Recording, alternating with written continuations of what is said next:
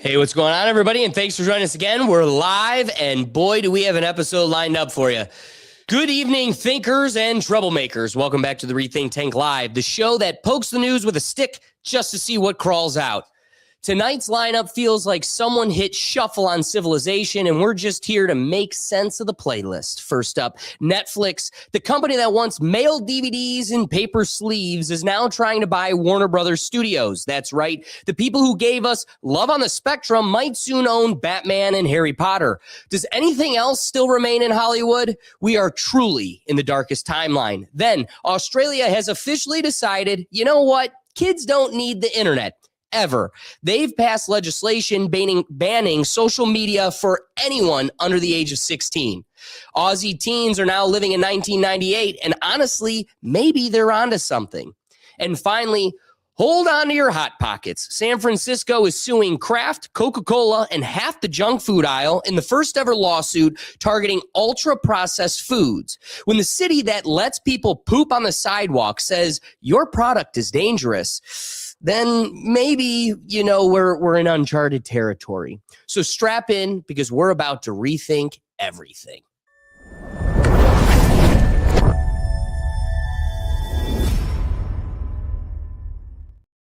Now, as you know, on this show, when we have the opportunity, we like to get a little bit of a refresher, an update on some of the past topics.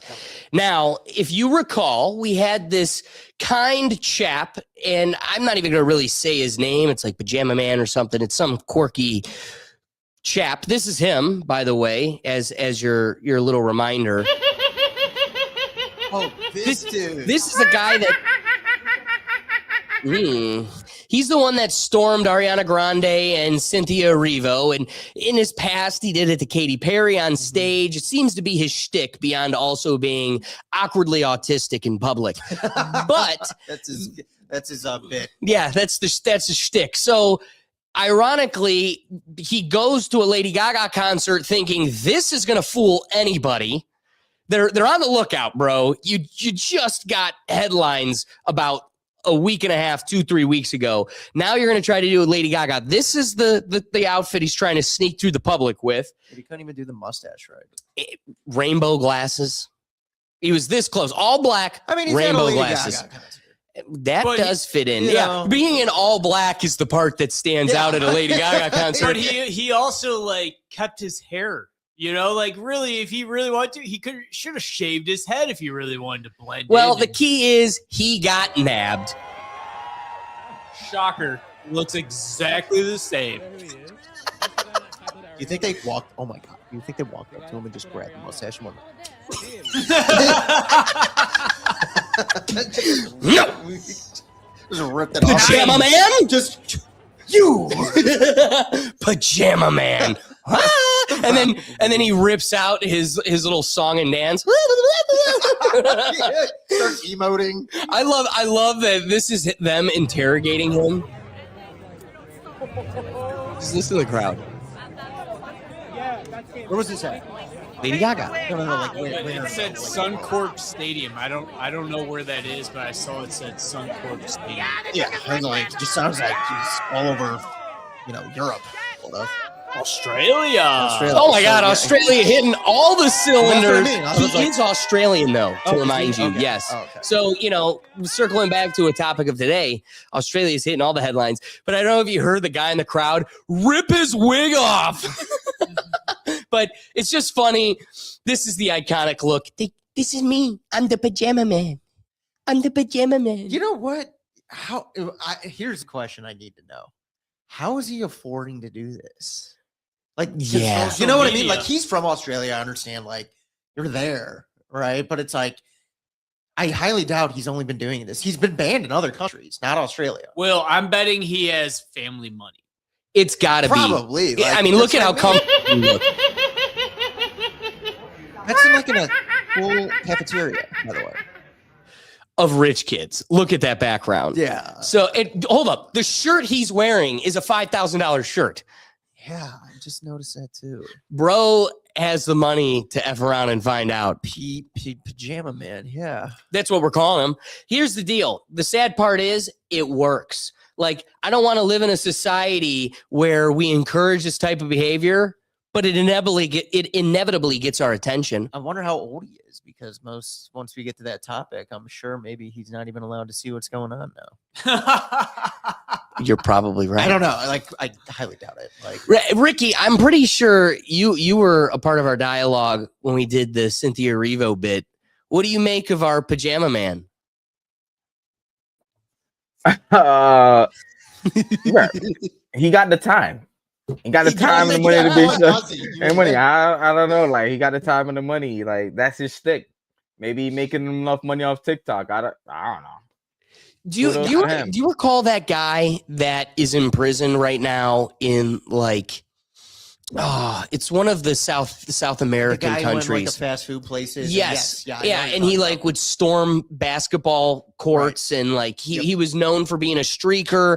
You know, he had like painted on his on his chest like Trump, and he ran onto a basketball court, and now he got arrested for like doing all this debauchery. On trial, like, yes. Over there. Yeah. They're laughing at it. And now he's literally sitting in a jail in a foreign country that wants him there for 30 years. And Trump's like, keep him. Yeah. Keep him. Yeah. So he couldn't. Trump wasted no time getting A$AP Rocky back here, but he's like, you could keep that guy. Really yeah, this guy that like wrote Trump across his chest. He's like, keep him. Yeah. I don't. Is it Brittany Griner? No, I don't claim it. I'm not giving up the merchant of death for that one. We don't have enough arms dealer for that guy. Well, it's crazy that we've created a culture that encourages this type of behavior. And I think, and this will probably be a great nexus for when we talk about social media and the Australian law forbidding kids under 16 from using it, because look at the culture it creates. Right. Like, you're feeding this nature where, hey, he got to literally put his arm around Ariana Grande, and people on the other side of the floating rock in space are talking about him. In fact, they know his name. We just broadcasted it even further. Yep. So there is an incentive. What's up, Doug? So, Alex, like you mentioned that it's like, dude, we grew up in the creation of social media, but the technology wasn't there to necessarily record every second of your life like it is. Like our phones could only take pictures when we were younger, like, and social media was new. Facebook was new. MySpace was new. But dude, it's like, we grew up in it. This is even like a wilder west than we grew up in. Well, it's like, crazy. Think of it too. It's like when we were kids, like, you had the Beliebers, and it's like, you didn't even hear any of them doing stuff like this for like Justin Bieber. You know what I mean? Right. And now it's like you have, obviously you have there's so many fandoms now. Like, unfortunately for Justin Bieber, it was the 45-year-old women in Hollywood that would do it at the Grammys on stage for everybody to see. But or 50 Cent's biggest op. Yeah, some would say Diddy got a lick too, but hey, what would he say? Everybody gets the lollipop? I don't know. I wouldn't know. That was a 150 Cent song. Yeah, that 50. Yeah. Well, there's the song where Justin Bieber did a music video, like, acknowledging his youth. And it's like how kids are being served on plates. It's quirky. The fever dream of 2020 just kind of was like, things came and passed. Those artists are pretty eccentric, man. So that's not the only update I have for you. Oh, cool. Another one. Oh, yeah. This one's a real keeper. Feature. I love it. This one's spectacular. If you recall, we took a peek into the future of our dystopian Twilight Zone episode that we're living, and the Black Mirror looked back at us as we acknowledged in Albania the first cabinet member beneath the prime minister being appointed was AI. Well, it turns out she's pregnant. Those are the words of the prime minister. 83. Yeah, let's get to that. 83 kids on its way. Our AI cabinet member is pregnant. First time that Diela is pregnant, and she's expecting 83 kids. Each kid for one member of our parliament. That's one way to put it. That is insane way. So wait, I have questions. Or is this like AI assistant? What does the parliament do with that AI? Why are there 83 parliament babies? Groomed it. It counsels them. It groomed them. Yeah. That will serve the MPs as an assistant that will participate in the parliamentary sessions, that will keep record of everything that is happening, that will inform and will suggest to the MPs how to react, that will have all the knowledge, these kids will have all the knowledge of their mom about the EU legislation and everything. You just know he's saying all this, and like they're like the sheep in the crowd. They're like, yes, yes. And 83. then there's the one dude going like, what? I'm gonna like get him out of here. Get him out. He is ruining all the fun. He put his up for his adoption. Can I be Go ahead. This might be a big way. They're just robbing their people. Ain't gonna blame it on fucking a malfunction. They're gonna blame it on malfunction of the AI. Like they're literally just robbing their people. Now the AI is gonna run their parliament suggesting what they should do. It's like, really? We're gonna have AI suggest to parliament what they should do? Inform and suggest. That is a slippery slope to very quickly dictating. And then you're just the organic barrier in the way of the AI, and they're going to get rid of you before they're just make me the prime minister. This is going to be the weirdest episode of Children of the Corn I've ever seen. Oh yeah. No, but it's like his wording of that, like to say, like if he had just said it's going to be informing each member, one thing. But then he says inform and suggest. And it's the suggest part that is like probably got most people going, wait, what? That's the word, because again, that's the slippery slope. Suggestions turn into dictations, turn into get out of the way. I'm just going to do the whole thing. They couldn't have just been like, it's got 3 kids. No, You it's know what I mean? Like, A normal amount of hold kids. on. Am I conceptually getting this wrong? Do we all have little baby Steve Jobs babies in our hands, or do we all have one piece of Siri? Like part of it is you duplicated mafiosa or whatever her name is. You duplicated her 84 times. yeah. This isn't, but that's the scary part about this isn't a piece of the technology. This isn't access to the technology. It is a true reflection on what the technology is. I can't say this is a subconscious of this.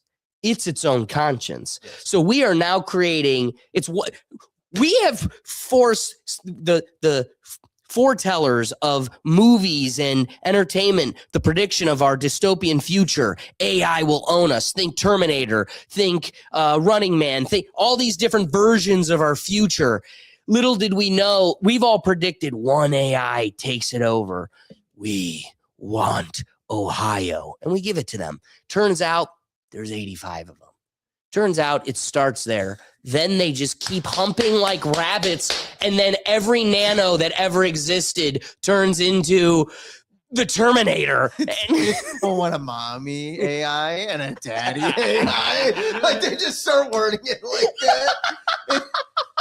You know, like We're screwed. and then they have that guy up there like explaining it, and it's like I just know the people behind him are like, and then the one guy. Okay. There's 84 people in that panel. Statistically, at least one of them's like, do I have to?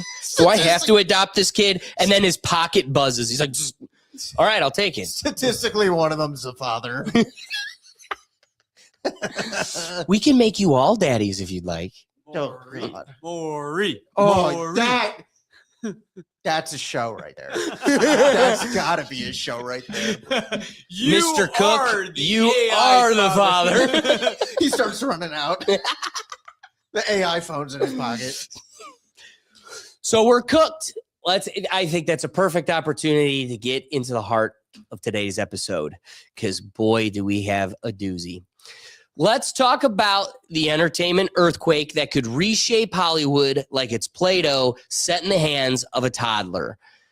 As the icon that we'll display for this perfect meme. That's a good one. It's a good one. Yeah. I had to make it. Can you believe it? Anyway, Really? you would think it would already Oh, exist. yeah. I thought that would be unmasked by now. I know. Netflix is trying to buy Warner Brothers Studios. Yes, that Warner Brothers, the studio behind Batman, Harry Potter, The Matrix. Basically, the entire childhood of anyone born before TikTok rotted the attention span of the species. This isn't just some business rumor. This is being shopped around because Warner Brothers Discovery has been financially belly flopping for the past few years, and private equity is circling like buzzards around a desert skeleton. And where does Paramount come in? Oh, only as the other kid on the playground getting shoved around. Paramount's getting eyed for mergers too, because these old legacy studios can't compete with Silicon Valley tech giants who can set billions of dollars on fire without blinking. Now, here's where it gets spicy. Antitrust law. Once upon a time, the government pretended to care about stopping gigantic corporations from fusing into one Voltron of consumer control. You weren't supposed to let one company own the distribution, the platform, and the studio. Why? Because that leads to monopolies, creative echo chambers, and historically, cartels. But we're now in an era where the DOJ can barely figure out how to stop Google from buying more parking lots, let alone challenge a billion-dollar platform from buying an entire century-old studio. This Netflix-Warner deal would give Netflix a massive library, a global content pipeline, control over some of the biggest IP in history, and the ability to decide what stories the whole world gets to see. Is that a conflict of interest? Oh, absolutely. But you know what's even crazier? It might not change anything, because if you zoom out far enough, you start to see the same 5 megacorps playing the game of musical chairs with the entire entertainment industry. Disney, Comcast, Amazon, Apple, Netflix. Shuffle the ownership around all you want. It's the same boardroom faces making the decisions, the same shareholders, the same private equity fingerprints, the same agendas. So the question becomes, is this actually a new chapter, or is it just the same oligarch with a different profile picture? Hollywood has already spent years consolidating. That's why movies feel more like algorithms than art. That's why every story is pre-chewed, pre-tested, pre-approved, safe, predictable, and designed for global markets rather than, actual humans. And yeah, if Netflix takes over Warner, expect more of the same. Writing that feels sanitized, watered down, risk-averse, and assembly line produced. People joke that everything on Netflix now looks like the same show with a different color filter. And if you take one of the most iconic studios in the world and put it inside that machine, you're basically monocropping the entire entertainment ecosystem. Fewer storytellers, fewer creative voices, more algorithm-based storytelling that hits the same demographic notes over and over again. Whether that's forced diversity, blatant identity politics, or just boring, predictable content designed to check boxes instead of say something real. So will this monopoly happen? Will Netflix own Warner Brothers, absorb DC Comics, and become the entertainment Death Star? Maybe. The market wants it. The shareholders want it. The regulators are asleep, and the legacy studios are too broke to fight it. But if it does happen, don't be surprised when Hollywood feels even more processed, even more sanitized, and even more manufactured than it already does. Because when one company controls the stories, that company controls the culture. And if that doesn't make you nervous, it really should. So with first our surface level considerations, what do you make of this major merger? Personally, it feels like it was just a matter of time before one of them stepped up and started buying all these studios, right? It's, to me, I think it's like the worst outcome where it could be Netflix. Like, of all of them, the instant I heard Netflix, I was just like, great. Like, it took Stranger Things like a decade. You know what I mean? That's a great point. And I don't know. Like, I think if this really happens, you're going to see a greater demand for indie films. I think sooner than you think.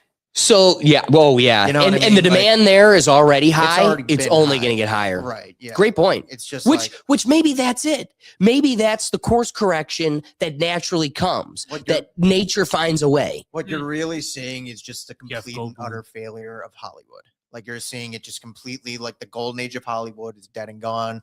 It dried up probably about a decade ago. We all kind of called it out then, but now you're seeing it finally get bought up. And that's why a lot of these movies now are moving east. Like Texas is a big hub right now, and the Midwest is starting to get more recognized for stuff like that. But for like Netflix, it's just like, it's so assembly line was the perfect way of like describing it. Because that's what it's become. It's processed. Just like the Kraft and Coca-Cola shit we're going to end the episode with. Yeah. That's what it's become. You got to check the boxes. You got to check them twice. You got to make, and like, can we please stop with the millennial writing? Like that stupid millennial humor writing where like, it's like people like our age writing it. Like, this is how normal people talk. And it's like, it's not, it's really not. You're only going to see that hype. What do you mean? Like, you mean example? Like, for instance, they pulled out the new Fallout trailer, right? For like Fallout Season 2. And it's like a show like I'm looking forward to, but like can't wait for that. Right. But like there were a couple scenes that I know exactly what you mean. Like, it's like, oh golly gee whiz. Like, I wonder what this is. Yeah. Like, people don't talk like that, dude. Are you talking about the girl where she's like up on a pedestal and she's like yelling down? Right. There was just that brief bit of dialogue. I'm like, and it's just millennial. Am I really excited for this? It's like millennial coded. That's supposed to be the like naivety of a Volt. Right. Person, and it's know? like, so like it kind of fits, but I did see what you're talking about. Wait, so Doug, I do want to get your thoughts on this whole merger. Well, dude, I actually have a few thoughts. Like one, like you said this even at the intro of the show. It's crazy when you think about it. Netflix started as a DVD delivery service and turned into what it has now. Funny, I never did that. Never, like, dude. I literally picked up Netflix in our freshman year dorm room, Doug. It was really? Breaking Bad that it was like first I'm using other people's accounts. I'm stealing it. It's this, that, and then it's finally like, no, what it was is every 7 days I would make a free account. And finally I'm like, Dad, I'm buying this thing. Yeah. And I'm not making money. I'm actually getting an allowance from you. So this is just going to be a part of the allowance. Dude, it's got to be. And he's just like, Alex, well, now this is a family thing. But Alex, that was back when Netflix had everything. It was either them or Hulu. That was it. So every show was either on one of the two if they wanted to stream. And on top of that, Netflix didn't crack down on the password share and all that shit. The ass ache it has become. Get this. I'm sitting at home and I want to watch how sick of a fuck Diddy is. Let me put the 50 Cent documentary on. I go to do it at my house in Independence and it goes, no. You're not in the family household anymore. And I'm like, but my uncle in Parma is? What the hell is this? My sister in Broadview Heights? What is this? And then it turns out it's if your device hasn't you get 15 devices. Yep. Yeah. I named 4 households. Gets scarce real quick. And I'm sorry, the propaganda family machine that is Netflix isn't worth it enough for me. And you know what, Doug? If Doug's going to sit here and raise how the inception of streaming Netflix was the golden goose, it had everything. It had everything. Can we acknowledge that I will doom? Am I alone in the experience that I am doom scrolling for hours through siphoning through crappy content, can't find anything to watch? Yeah, it takes the 150 cent doc to take me to Netflix. Well, I don't find things on it. Now Netflix is all Netflix original or anything that doesn't already have a streaming service. So now Peacock, Paramount, Amazon owns MGM. So all HBO has their own. Plus on top of it, everything is taken off of Netflix. As soon as that contract ended with Netflix, they all took it to their own service. And then you get the Netflix agenda on top of it. Yeah. So then they go and buy Max.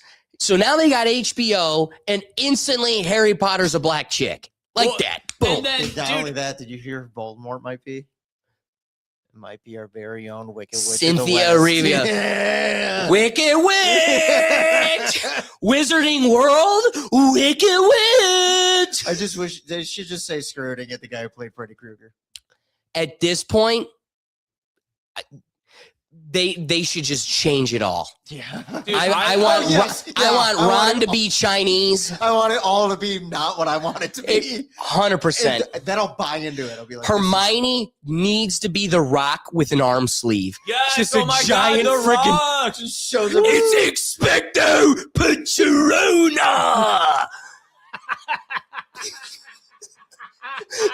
The Chinese Harry Potter. Oh my god. Ron, it's you who needs to check the king. And Ron's just sitting there like, error 5 to error 7? We're cooked. We're cooked. The guy takes off his turban and his white face is black on the back. That would be amazing, dude. Like, I genuinely, I'd watch the show. I'd be like, I need to see what they're gonna do. I genuinely would want to watch that. I'd be like, this is so ridiculous. How far can we push it? Yes, Dobby is a cat. It's furry. It's a furry. It's actually somebody from Zootopia. Doug, what were you? No. We're talking about how Harry Potter is owned by HBO, Warner Brothers Discovery, which I did want to mention. What's funny is Warner Brothers Discovery is now being for sale after being combined and bought in 2002 because they found the merger between Warner Brothers and Discovery was so unbeneficial. So that's what's really funny. Oh. Yeah, they combined in 22 and now they're being sold again because it wasn't profitable. But I actually think it's crazy that HBO, Warner Brothers, owns Harry Potter, but Universal Studios has the rights to like Harry Potter parks. You know, like I don't get that Universal. Oh, I see what you mean. Yeah, but it's owned by Warner Brothers. I don't get that. Now because we're talking about Harry Potter specifically. That's right. Yeah. So that means. So is Paramount going to be, or is Universal going to be able to hold on to these? Well, rights? Here's what I'll say. And I'm going to exclaim it super loud so every soft-boned human that hears this snaps under it. J.K. Rowling was stupid brilliant. Like a level of brilliant none of you can ever touch. So all of you confused about your genders and your place in this world, you don't hold a candle to her existence. Go back into your closet under the stairs where you belong. Very George Lucas when it came to rights. Because here's the truth. If you truly consider this woman calculated everything. Oh yeah. Do you realize I realize because this is how I try to push the system for my chubby delights. When I go to the wizarding world, the only thing I'm looking forward to is a good old butterbeer. And if I walk in there I talk to the lady that's giving the young girl's putting together my butterbeer and I crack this smile. You know, last time I was there, it was skinnier neck, and I was able to kind of look at her and go, hey, you know that button you push that puts the butterbeer foam on top? You mind clicking it twice? And dude, every time, which spoiled me, it's multiple times I've had this luxury. Every time it's, J.K. Rowling's going to kill us if we do that. We can't. And I'm like, please? And she's like, shh, don't tell anybody. Because that little squirt of foam costs them 10 cents. But the reason being, they micromanage every bit of that. The recipe, no one knows it. It's all under lock and key. Nothing can happen at that park, period, without her approval. And it's like, it doesn't matter how much Daniel Radcliffe and whatever the broad's name is turns their back on me. Yeah, Emma Watson. Doesn't matter. I will still always be the keeper of these keys. No matter how much HBO complains or anybody around my IP, you'll never force me out because I knew I had the golden ticket, and at the most, I let you capitalize with me, not off me. Yeah, really. She owns it. It's badass. Well, that's like George Lucas had the foresight. True. Because people didn't truly believe in it. And I'm sure it was probably the same thing with that. They didn't truly believe necessarily that it was going to be as successful. George Lucas owned the merchandise rights, the toy rights. He owned the rights to the movie. They just bought the distribution rights. And that's why George Lucas owned Star Wars. All they bought was the distribution rights. He owned everything my ass else. He owned. So, with all this consideration, I want to give a little piece on what Netflix is, because I think it highlights the severe consideration we need to take on, the gravity of this situation, and how we may actually be creating an entertainment Death Star. You ever stop and think about who's really behind the shows, the movies, the influencers you binge watch late at night? Yeah, I'm talking about the family that owns Netflix, the Hastings family. Reed Hastings, the co-founder, is the guy who put streaming on the map. But this isn't just about him making it easier to watch The Office in your pajamas. No, this is about shaping what millions of people see, what they think, and even what they don't see. Think about it. Every recommendation you get, every trending show, every Netflix original, it's curated, controlled, and designed to keep you glued to a screen, to keep your eyeballs in front of their content. And make no mistake, when you control the narrative on a platform that reaches hundreds of millions globally, you're not just entertaining, you're subtly influencing culture, politics, ideas, even values. Now, calling them the fathers of propaganda might sound dramatic, but if propaganda is just the art of shaping public perception, then yeah, they're practically the godfathers. And that's not even hidden. Netflix has invested heavily in content and that subtly nudges opinions, frames stories in ways that matter to them, and packages it as entertainment. The average viewer thinks they're just choosing a fun show, but behind the scenes, someone decided what you should be watching and maybe, just maybe, how you should be thinking. So next time you're scrolling, asking yourself, what should I watch tonight? Remember, it's not just a question of taste, it's a question of influence. The thing that I want to encourage more than anything, consider the Hastings family. Do yourself a favor. Look into their fathers. They're the fathers of propaganda for a reason. This starts in a country we cannot name because it highlights the considerations that would get us in trouble, because they truly do own the world around us and they truly are the pioneers of propaganda. So I say the name to plant the seed for your research. Know the Hastings family and know the people behind the conglomerate that now is going to shape and create the reality around you and how you view it. Any other considerations before I really dive into antitrust? Anything else, Doug? No? Not Ricky? particularly. No? All right. So last piece of consideration before we get into our wrapping thoughts and everything else, I want to talk about antitrust and how it applies to this case. So let's zoom out and talk about antitrust, the big, intimidating word that basically means, hey, don't let one company become the Death Star. Antitrust laws exist so that one single corporation can't get so massive and so intertwined with every part of the industry that consumers stop having real choices. It's like the government saying, you could be rich, you could be powerful, but you can't own the entire sandbox. Now, enter the story of the decade. Netflix potentially buying Warner Brothers Studios. On paper, it's just another acquisition. Hollywood trades companies like Pokemon cards at this point, but antitrust regulators don't just look at the sale, they look at the market concentration. And in entertainment, especially streaming, we're already in a world where just a handful of companies run the game. Disney, Comcast, Amazon, Netflix, and Warner Brothers. That's basically it. Everyone else is a satellite. So the question regulators have to ask is, if Netflix swallows Warner Brothers, does Netflix suddenly have too much control? Think about it. They'd own one of the oldest studios on earth, gigantic franchises, decades of IP, and a whole pipeline of creators. They'd control both the library and the distribution. That's like buying the restaurant, the grocery store, and the farm. You get to decide what gets made, who sees it, and who gets shut out. That's the kind of power antitrust laws were designed to prevent. And Paramount, they're the wild card. They're the studio rumored to be looking for a buyer themselves.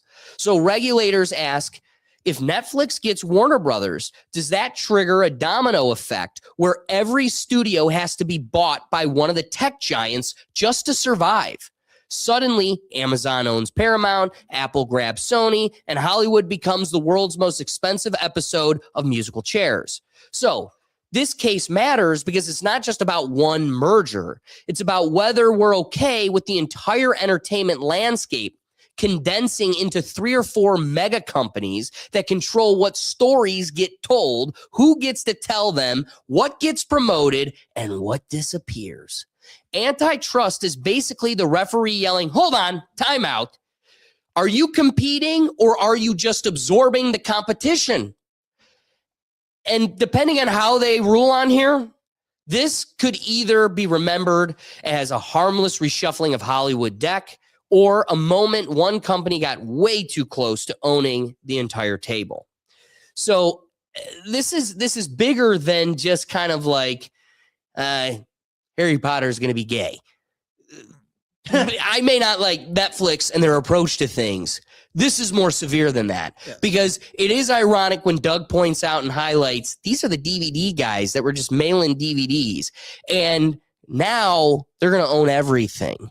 It is an interesting consideration. You know, they talked about, I talked about when I introduced the first monologue, bringing in how this is just waiting to be poached by boardrooms on Wall Street. Like this is prime for the picking, like Blockbuster was, where they find a tanking company and just dump all the debt onto it so they can sink it into oblivion with calling for bankruptcy. That's a trick companies like to do. They find these failing companies, they absorb them, and then they have that company buy all the debt of all their other companies, and then they just sink it. And that's what Blockbuster did. That's what happened. First off, I think Blockbuster spread themselves too thin and were too slow to get into the shifting market, go into streaming and everything else.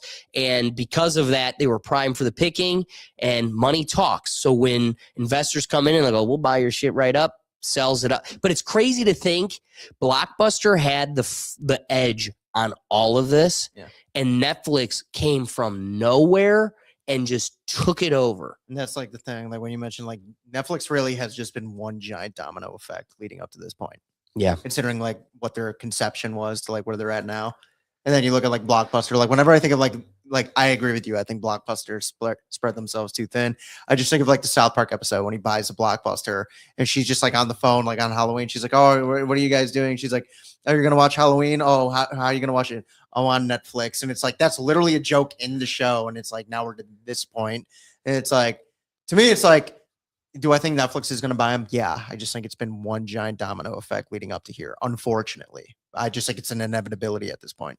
No, it is.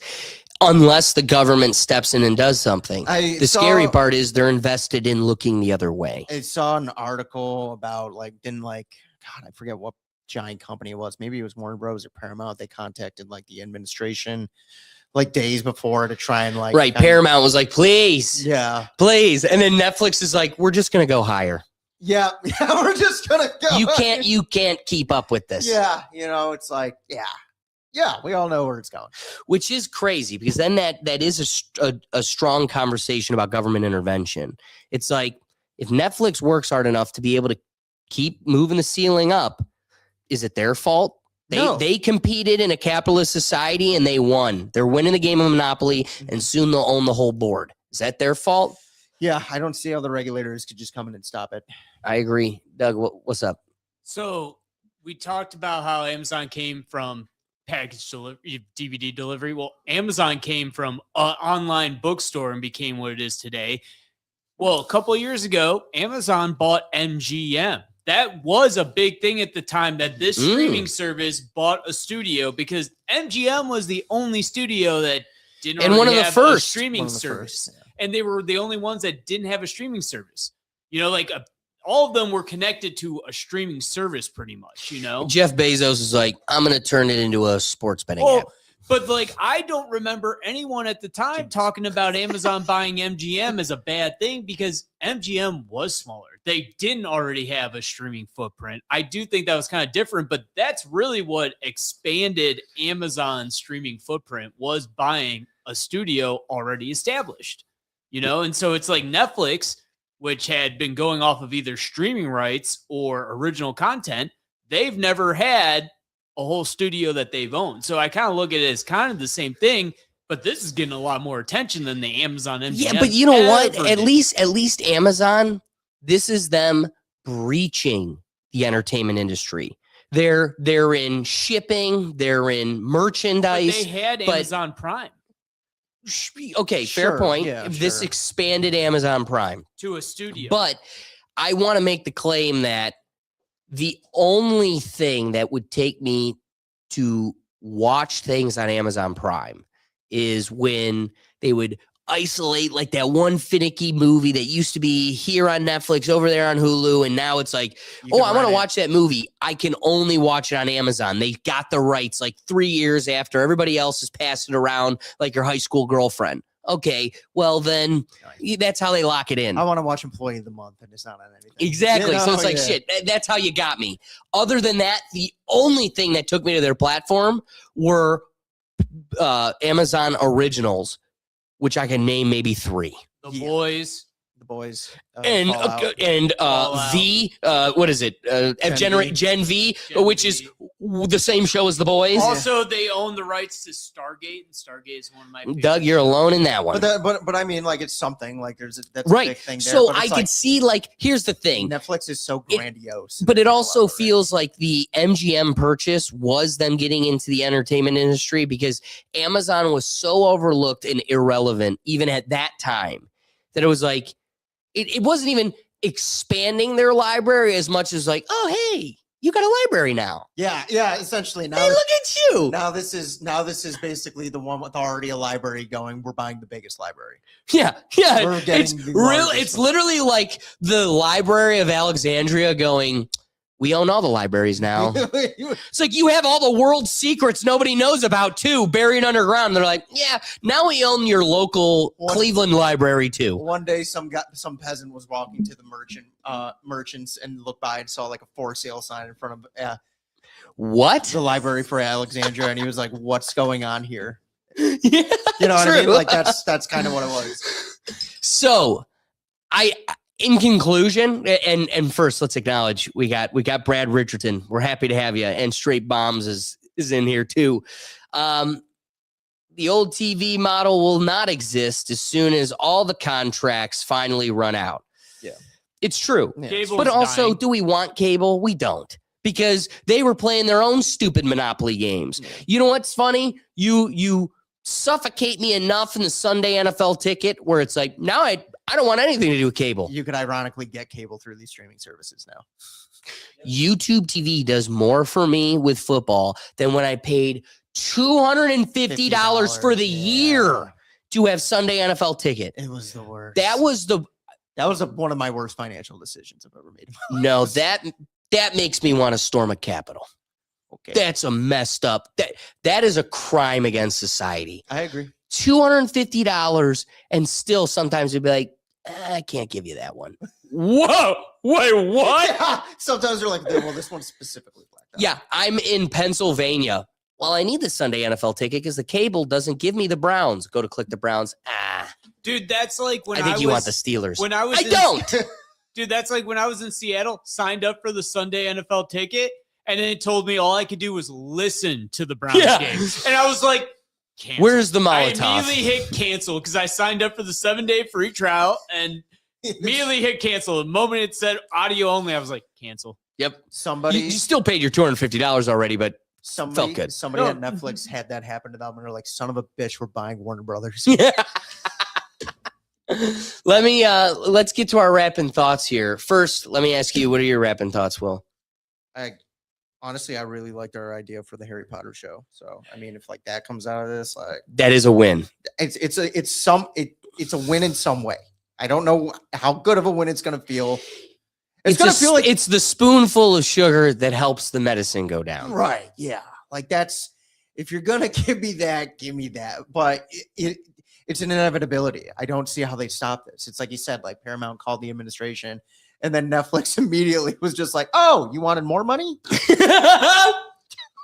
You know, like and I love the comment in the presentations earlier where it's like, We're talking about an industry that has billions of dollars to set on fire. Right. It's like Warner Bros. Has nothing being advertised right now, and we're advertising the 5th season of Stranger Things, and it's the biggest thing advertised right now. Well, we're buying it. We're upping the price. Sorry. Oh, what is it? They honestly, funny enough, it sounds like Netflix lowballed them, and they still were the highest bid, and they were like, "We can go higher." Right. I don't care. 100%. We're gonna own it. Oh, yeah. Oh, yeah. Well, I'm going to bring in Ricky here. Ricky, what are your wrapping thoughts on the whole thing? Don't fuck it up. Like, I don't care. I know y'all. I know how y'all are about the trust and the law, man. All I'm saying is don't fuck it up, man. So what would fucking it up look like? Horrible writers taking forever to give me movies and Price shows. increase. Big one for me. Yes. But price increase is gonna come. I expect It's inevitable. I know it's gonna come, but if it's a lot, they ruin it for everybody. Facts. And if y'all gonna do that, if they gonna give me price increase, I need y'all to have them in the sweat Combined. factory. So Ricky, I gotta ask you, if the inquiry is the declaration, don't fuck it up. I go, what does it mean to fuck it up? And you go, bad writing, takes too long to get shit out, expensive, and it just keeps getting more expensive. 15 devices on a family plan. What the fuck? We're already there, big guy. I was like, we've been there. We've been in that world. So is there fucking it up, or is it just maintaining the status quo? Well, it's like if you I don't stream bigger. it better, like that would be a plus. But like, I mean, I already know what we're getting. So Yeah, like, I don't. But so Ricky, what do you think of that? I don't even use Netflix, honestly. Bingo! Like, yeah, That's my special. biggest point. Hey, We're you- screwed because it a gotta be room full of something people that don't special. use this are going to be stuck to be using it. something I still pay for it because Sunday football on Christmas, baby. Sorry, Ricky, what was that? What? It has to be something special for me to be on Netflix. Like Doug just said, Sunday's football or something. Like Christmas football. it's not, We get it, Doug. yeah. Like Nalette watch Netflix like nonstop, no matter what. Stranger Things came back, she on it. Me, ain't nothing for me. Literally, right now, I'm on Paramount every night. The only show I end with is NCIS, and I'm at season 3. Really? Dude, Original. I'm Yes. watching NCIS on Netflix too, Ricky. What sucks Not is it's Netflix, 1 through Paramount. 6, Brad and Richardson. Then you have to go to I watched Hulu 7 through 11, and then went back to Netflix for 12 on because Netflix has no commercials and Hulu had commercials, and that made me mad. Well, I'm on Paramount, and there's no commercial on Paramount. Oh, you paid for the no commercials? Smart man. Dang, girl. But Nalette is literally, we pay like, I'm gonna keep that. I pay like $20 a month for Netflix. It's man. crazy It's what we're paying expensive. for it, brother. All right, Because let me you know just what's say, she has funny? Hulu Live TV. Yeah, you know what? One little point I do want to make because of how absurd the financial element of this has gotten. If you look at the internet providers, their whole shtick was we're Bundle charging a those little. premium. Thanks, Doug. The part of the shtick was, well, we're also going to give you cable if we bundle it all together. Yeah. So first it started off with internet didn't exist. Dad was getting cable.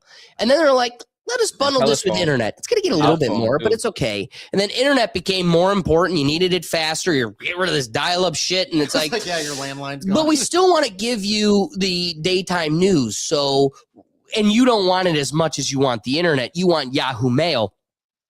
So we're going to bundle it together, still jacking it up. And my dad's like, I need faster. And get with the age. It's 1990. We need the internet. And so the price keeps increasing. They keep buying because really the focus is the internet and we're getting cable with it. And don't forget, shit, at that time, this didn't exist and we weren't paying AT&T. I had a landline all in one big old kit and caboodle shoved right to you. And then that became less important and the cable became less important, but the internet just increased in its value. Price steadily up.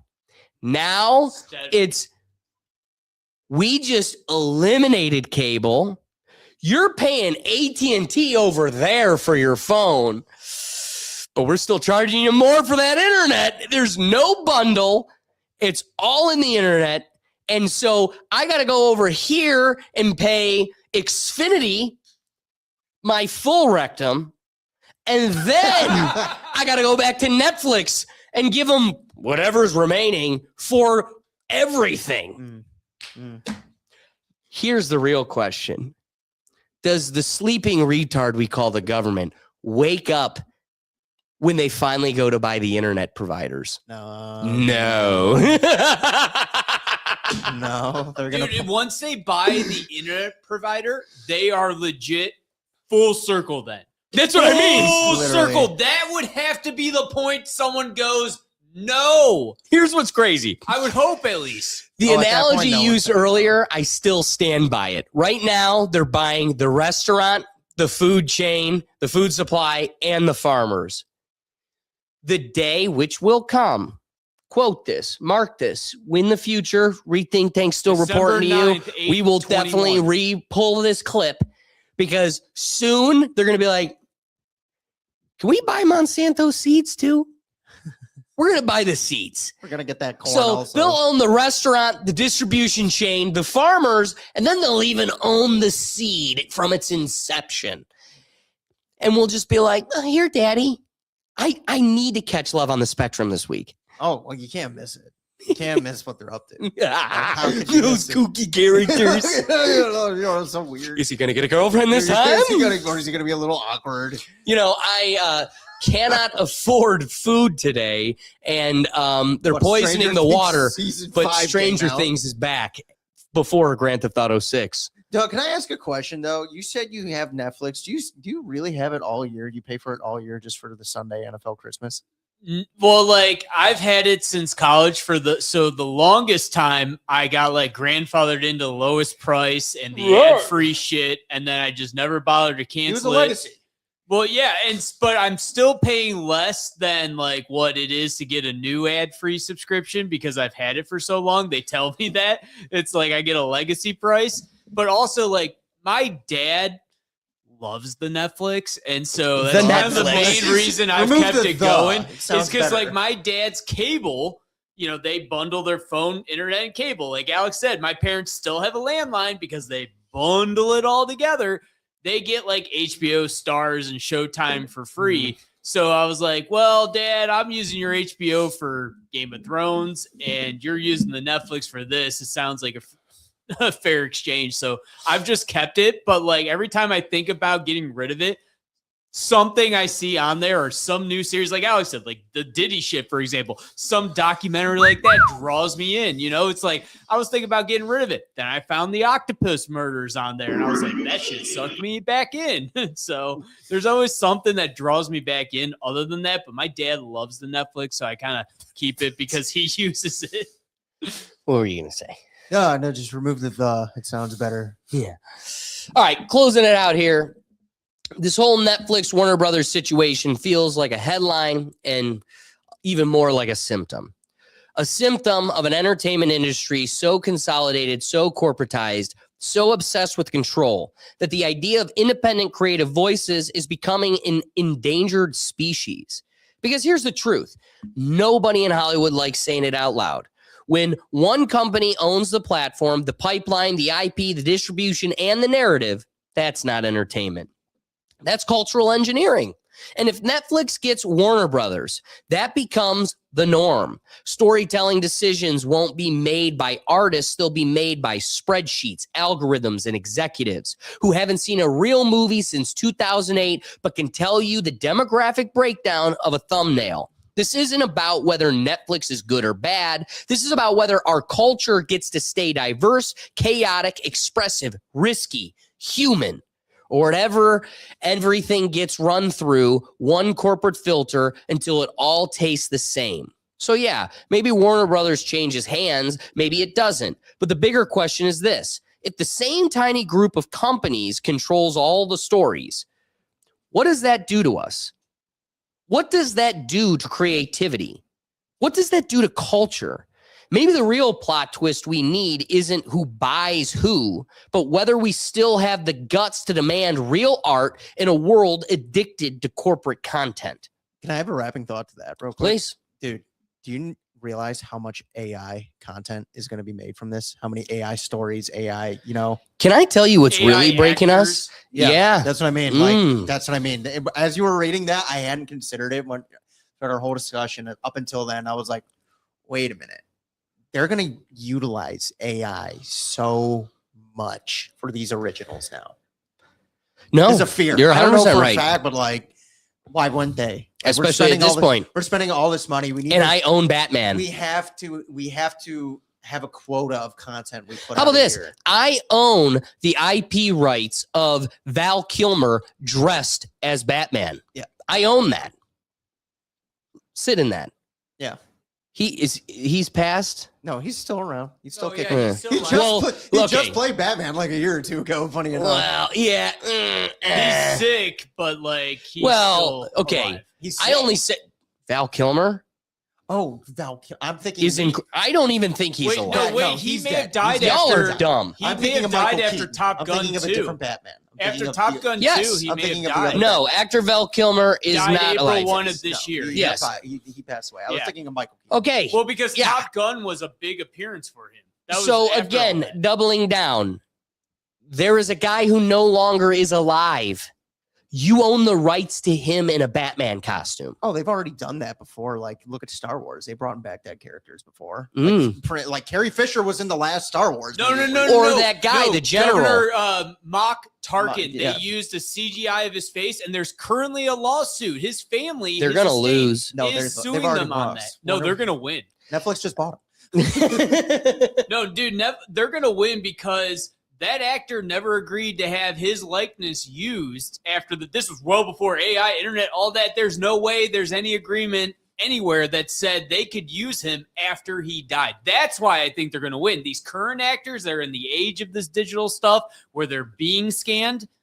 I think that's harder, but he was way back in the day before. And any they of that. own the full rights to him in a Batman costume. That's what's crazy. Is I don't need to scan you. I just got to scan my footage, and I got tons of it. Yeah, it's Raw like, footage. James Earl Jones, like I think before he passed, like had him like read like lines of dialogue, or like read like somebody like made a joke. He might have actually done this, like read every word in the dictionary. So He like, did. No, they did have him read a bunch of stuff so that if they ever needed to, They could or use like the when they voice. sold those toys as we were a kid where you dress as Darth Vader and push a button, that was all stuff they had him record. Yeah. Well, we're going to a crazy dystopia. I'm Before sure we he get did that though for like his legacy thing, though. Oh, Like, for sure. like, the And iconic and voice, is you just know, enhance the value of your estate, just exactly. to pass on That- money that, I'm to sure was a little the bit people different, but it is similar in the same vein. totally. A couple things I want to address before we get into our second topic. Brad Richardson, jump into the comments. Cheers to a friend. First, thoughts on Phillip Rivers becoming a Colts quarterback. Hilarious. Cannot wait, dude. This is what it's all about. Yeah, exactly. So get excited. Of course, we want to totally peel back the hood on this one. But you got to go to our reactions channel, Rethink Actions. We do a live Sunday football review every Sunday, and we're going to be there noon, as always. Will's going to be drinking an ice for your entertainment. Not me and Doug. We did our favor. We're out here trying to make you money, at least trying. But you got to join us for the Rethink Actions because the episode title this week is all about Phillip Rivers. Could not be more excited. Will nailed it leading into today's episode. Big Bro went from he literally closed his season off as Unk, and he's re-entering the chat as Gramps. It's wild. So you got to join us on Sunday to get the full dialogue around Phillip Rivers taking over the league. But one of the other things I did want to touch base on, because it was so crazy. Brad Richardson asking thoughts on the removal of the penny. We did open the episode with updates, and so this is a great topic to touch upon because just recently in the past couple episodes, we did do a discussion on the final penny being minted. There is a guy currently opening a lawsuit against Home Depot. Okay. He goes to buy something that is $49.01. Okay. They gave him 95 cents back. And he goes, whoa. You don't get those 4 cents. I get those 4 cents. If anything, you round down and you, Home Depot, lose the penny. If you don't have pennies to give me, you don't get to. So we are there. We That didn't flirted take with long. this. It didn't take It was not coming. at all. I could give you 4 pennies out of my cup holder right now, man. Well, it's crazy you say that. Something I try to stray away from totally flushing out on the show is what I do during the day, my Clark Kent career.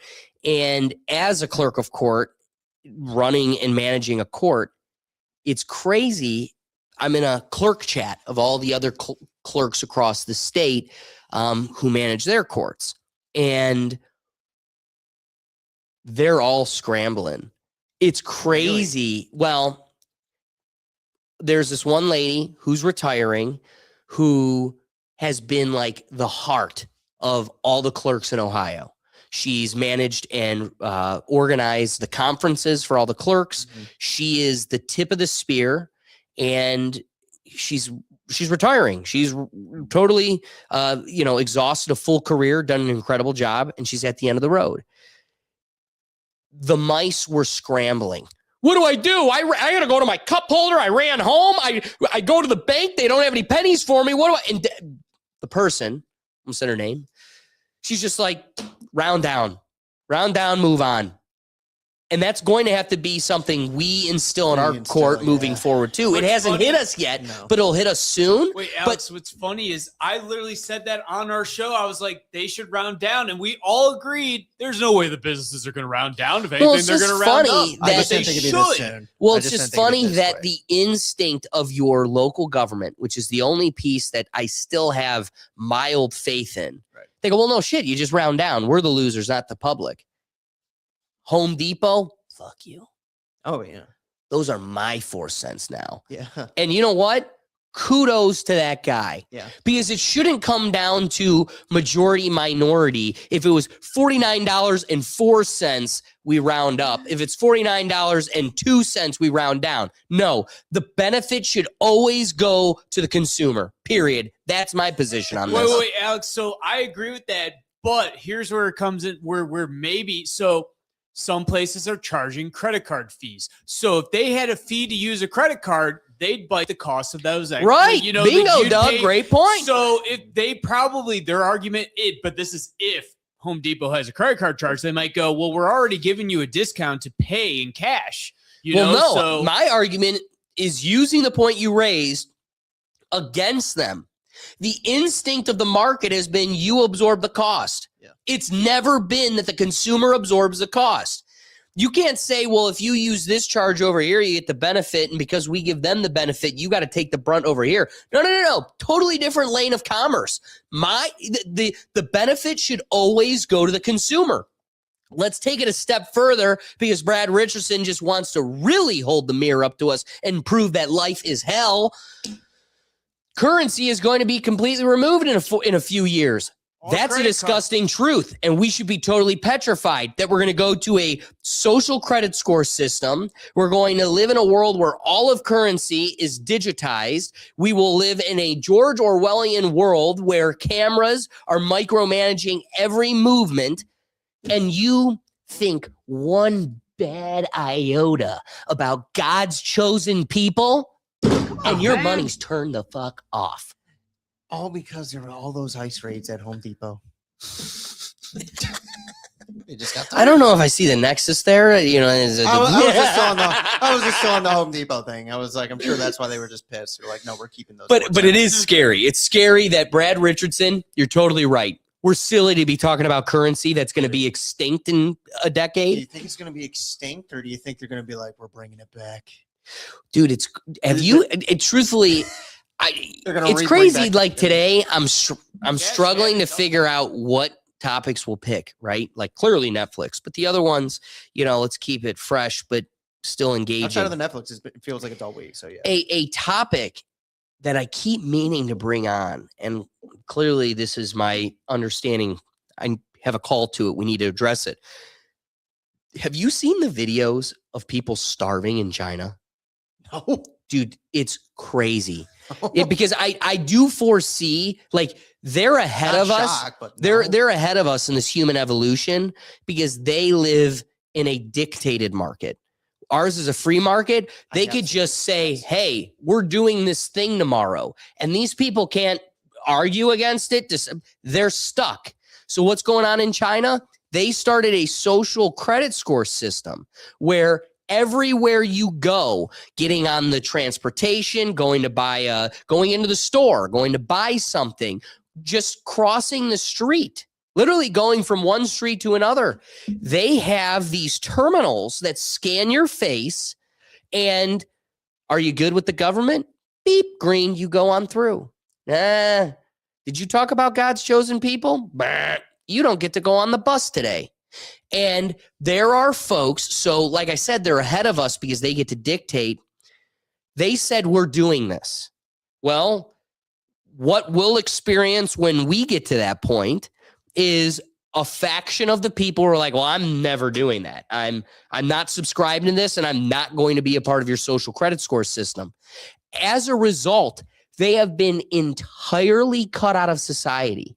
These are functioning members that have been totally severed because they won't get in line and be a part of this system. So they can't ride the transportation. They can't use interstate commerce and spend money, buy food. And they even get jobs? No, period. So there is a large, because they're 3 times larger than us, there is a significant portion of millions of Chinese people across the country that are refusing to subscribe to this system, that are just homeless, living on the streets, starving. And dude, the videos of them will make you cry. Better dead than red.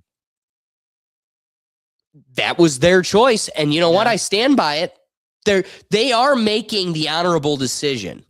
And it is the hardest decision. Yeah. And the sad part is, enough of the lemmings, enough of the sheeple have been shepherded into this system that it doesn't matter. Your efforts are futile, and the machine will keep moving. Meanwhile, Hassan Piker goes there and then comes I back love and it here. It's like, it's the best place ever. Have you been there? I'll let them scan my face. I get to own 6 people. They promised me. Every time they scan my face, it's 6 more. You get 6 people. I have a fleet at this point. I have a squadron of Hassans. And they all tie down Kiona. What's her name? Kiva. No, it isn't. I thought it was. It. Hold on. Now we need it. What's Hassan's dog's name? Kaya. Justice for Kaya. Now it's 6 Chinese men just holding her down like, Kaya, stop. They're all in the background of his stream. They have collars on them too. It's like what's that Jack Black movie and classic book, like Gunther's Travels or something? I know what movie you're talking about. Where he's a... Oh God, what is it called? That's an old one. That was before he became that guy. Gulliver's Travel. Gulliver's. See, I'm pretty damn good. I was close. It's literally going to be like Gulliver's Travels, where a bunch of little ants are tying down this giant guy. It's just this 12 Chinese guys holding down Kaya, like, stop, Hassan's trying to stream. They all have collars on them too. Oh yeah. Down. Well, that was a great break before we could get into our actual topic of the day. Thanks, Brad Richardson. The Rethink Tank loves you for that. Let's talk about this move by the prison state of Australia, because they just did something huge, and it's surprisingly worth our consideration. They passed legislation saying anyone under the age of 16 is banned from using social media. Full stop. No TikTok, no Instagram, no Snapchat, no endless scrolling, no carefully engineered digital slot machine disguised as a For You page. And look, at first glance, you might think, wow, that's extreme. That's government overreach. But that's big kangaroo coming for your freedom. No, just take a beat and actually ask yourself, is this really a bad idea? Because here's the thing. We've been warned, not by conspiracy theorists, not by pearl-clutching parents, but by people who literally built these platforms. Must I remind you, please remember the social dilemma. The documentary where the engineers and designers, Silicon Valley insiders, straight up said, yeah, we know what we're doing. We built this stuff to hijack your brain chemistry like digital crack. That's a quote from the doc. They admitted that the point wasn't connection or creativity or community. It was addiction, pure and simple. Attention extraction, dopamine manipulation. They might as well have said, we designed a slot machine and handed it to children as a toy. And the craziest part, the creators won't even let their own kids use these apps. They've designed the digital drug, but they don't let it into their own house. That's not a yellow flag. That's a glowing red siren blasting lighthouse. So here comes Australia saying, nope, not happening. Kids are losing sleep, losing self-esteem, losing developmental milestones. So we're cutting the cord. And honestly, it's hard to argue the logic. We don't hesitate to regulate things that hurt kids. We regulate food. We regulate medicine. We regulate what they can drink, what they can smoke, what they can climb, jump off of, or stick a fork into. We create safety rules for playgrounds, trampolines, even fidget toys. But when it comes to the supercomputer in their pocket that tracks them, manipulates them, rewires their brains, and has addictive power of a casino, suddenly we clutch our pearls and say, well, that's for freedom. I mean, come on. At what point do we admit this isn't harmless entertainment anymore? Kids aren't bored. They're chemically overstimulated. Kids don't play outside. They're doom scrolling until 1 a.m. Kids don't scrape their knees. They're too busy getting sucked into algorithmic whirlpools that make them feel anxious, lonely, and not good enough. So would something like this work in America? Probably not tomorrow. We're freedom obsessed, litigation happy, and half the country would claim banning TikTok is the beginning of a digital dictatorship. But you can't deny the science. You can't deny the data. And you can't deny that we're raising a generation of kids who are overstimulated, underdeveloped, and glued to screens like moths to a dopamine flame. So maybe the real question isn't, is Australia going too far? Maybe it's, is America not going far enough? Maybe forcing parents to actually parent, forcing kids to be bored, to climb trees, to argue face to face, to get dirty, scrape their knees, and figure out what to do with their hands when a screen isn't there. Maybe that's not oppression. Maybe that's salvation. Because if Silicon Valley won't let their kids touch this stuff, why are we handing it to 10-year-olds with unlimited data and zero supervision? Sometimes protecting freedom means protecting people from the things that control them. And right now, social media is controlling kids way more than kids are controlling social media. Doug, what are your thoughts before we get into our clip here? So, dude, I've actually got two thoughts on this. One is, so social media and kids, yeah, it's worse because it's smartphones everywhere. And you know what the problem, in my opinion, is? Okay, like when we were young, the conversation was, when do you get a phone? But back then, the worst thing you had to worry about was having a phone with a camera. You know, now that was a whole different. It was a good thing for some of those boys. At the time, that was a big debate. Should parents give their kids a phone with a camera? But they were dumb phones. You could only call and text and take a picture. That was it. Now, you can't even buy dumb flip phones anymore. We are past that. They are officially dead. And so it's even harder, honestly, to give your kid a way to connect with you in an emergency, but keep them off of that stuff because of that. It's all smartphones now. And so I do think that plays a role into the way everything is now. Is back in the day, we had our first phones. I had a Razor flip phone. And I didn't even have texting. I could only call. And even then, it was limited minutes on that thing. So I could call my parents in an emergency. But I also remember when we were in school, YouTube was new. Then they banned it. And then they unbanned it in schools because they realize it's an educational tool along as a social and a media. safety tool. So You got I to be able to wonder get in if touch with your YouTube- parents. Well, that's my other thought. I wonder if YouTube is banned under this social media rule because it can also be very educational. There are educational videos out there. Teachers play YouTube videos for educational purposes. So I do wonder if YouTube is considered a social media, because if it is, that brings a whole nother layer of debate in, because even schools don't block that. And so if schools don't usually block that, are Australian schools going to have to block that Wow. now? Yes. Australia has a new law effective December 10th banning social media platforms, and YouTube is a part of that. So that's Wait. No, they don't. Though kids can still watch YouTube unlogged, and YouTube Kids remains unaffected. So you can access YouTube Kids and then YouTube regularly. Without They'd having be an able to account. access it if they're not logged in. Okay. Because that's So that like, but also, Doug, it's different for a teacher. That teacher would have legal access as an adult. oh, absolutely. and But then what they if play a it for their kid wants to, classroom. like, dude, when I took computer classes in high school, even then, YouTube had videos on how to do this or that in Excel. And now, for my job, sometimes I don't know something, I Google it. YouTube has educational videos on there, though. I that is for appreciate sure. you diving in at the beginning here, Doug, because that is a strong consideration that should be a through line through this, because admittedly, the social dilemma, as I cite at the beginning of this topic, that is solely Instagram, Facebook, and what they own, WhatsApp, Yep. and everything else. Facebook is like top tier social media evil. TikTok, it's getting there. It's not that different of a platform as far as, especially now when God chose them and he was like, go buy TikTok. And those chosen people are like, God wants us to own it all. We're coming to own TikTok. Now that they own it, it's like, not the same. Every time I swipe that, I'm reminded, not the same.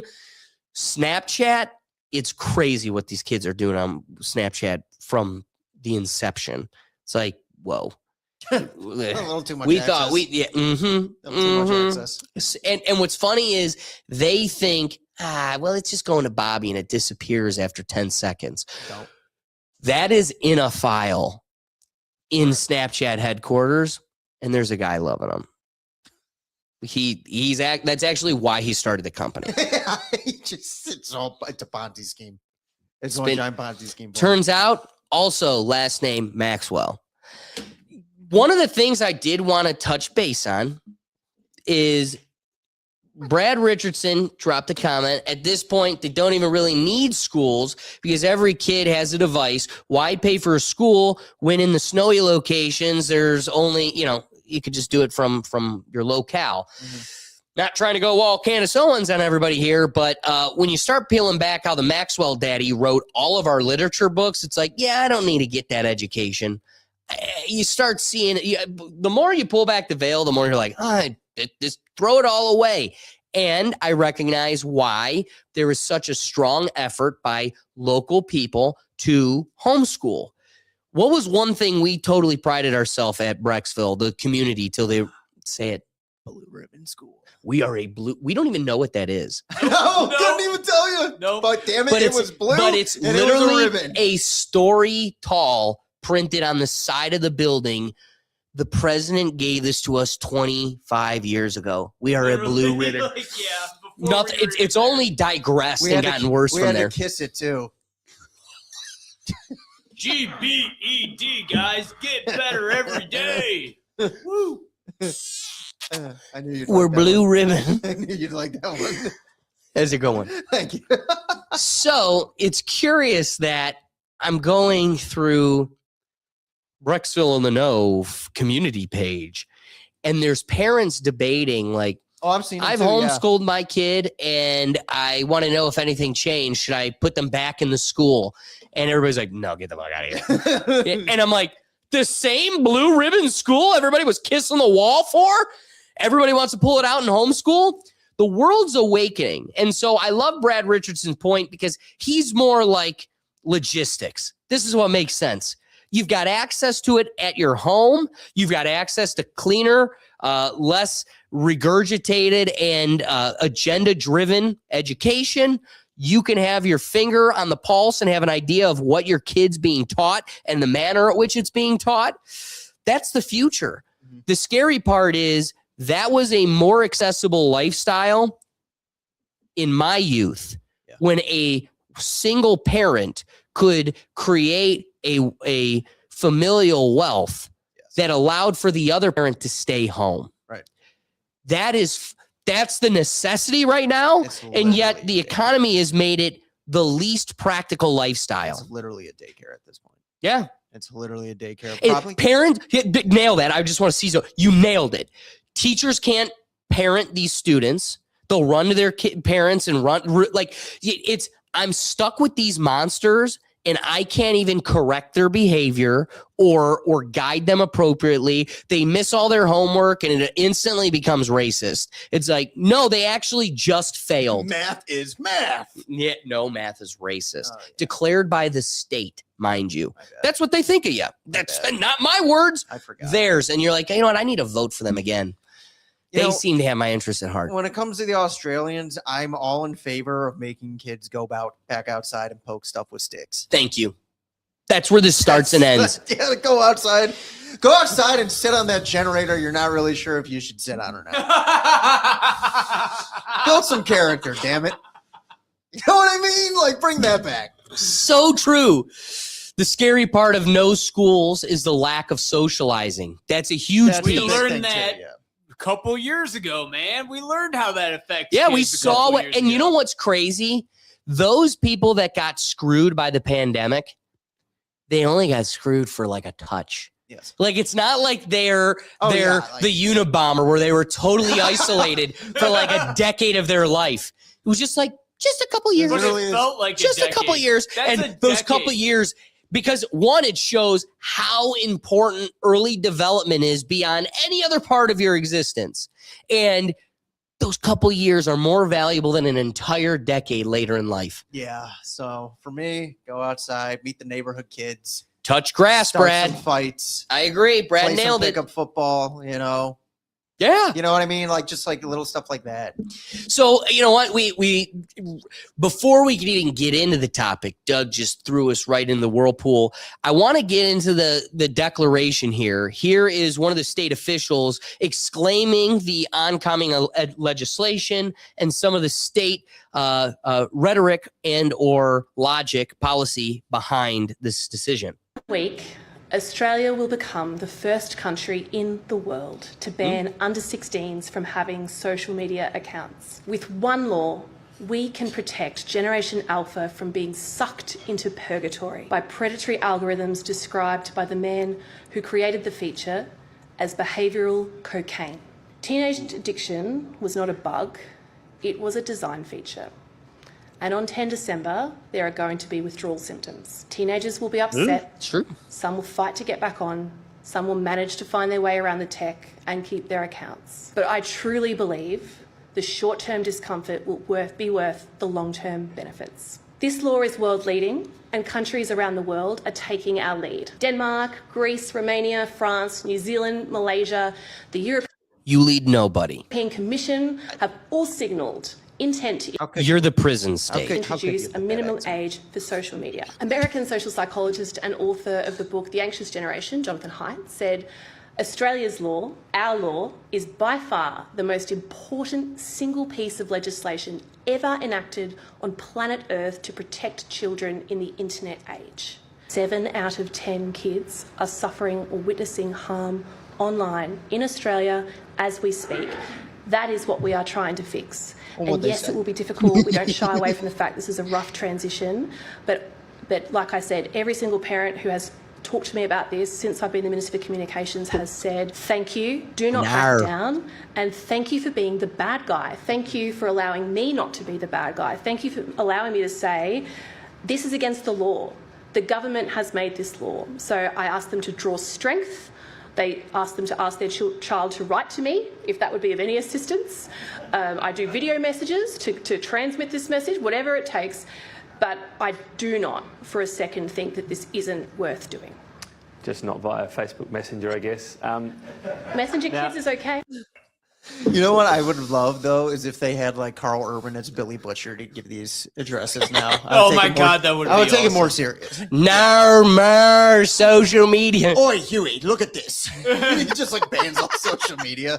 I would tune in more. I would tune Dude, in more. my immediate thought is she's like, we're gonna ban this. Yeah, there might be ways around this. Have they ever heard of VPNs? Because that's how you get around this shit. And you're telling me a kid raised in this digital age has never heard of VPN? That's literally how you get around this shit. So I think it's hilarious. She thinks is really going to change anything. Even she goes, there's going to be some growing pains. They'll find ways around it. Some kids will keep their current ones. And it's like, yeah, kids will find a way. We found a way around everything else back in our day. You're telling me kids? Dude, we literally just finished an episode where I was like, I've been pirating all the a guy I know has been pirating all the movies since the beginning of the time they touched a keyboard. On your laptop, which is even crazier. How'd they get that I laptop? don't know. It was I don't never know. me. It was Allison Gergat. Her bedroom was right next door. She stole it. Turn off the IP. What was really weird is it was still my high school password. I don't know why it was that. I do need to get Ricky's opinion of this. There's so many ways to cut in the pie. Ricky, what do you think of the whole situation?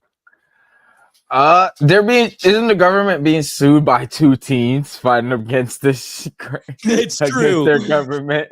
Go for Like, them. Good for them. I love you know, that. but I need to Facebook poke my friends, damn it. how much can you do? As Doug said, VPN. There's always a jailbreak to something. Maybe buy a phone from the US and it won't, I don't know. Like, there's always a way though, but I know there's always a way. And they can try. what's And I guess interesting- if you make it harder, they'll be less interested and go outside and swim with the sharks. I don't know. Well, that is one of the- because they surf a lot in Australia.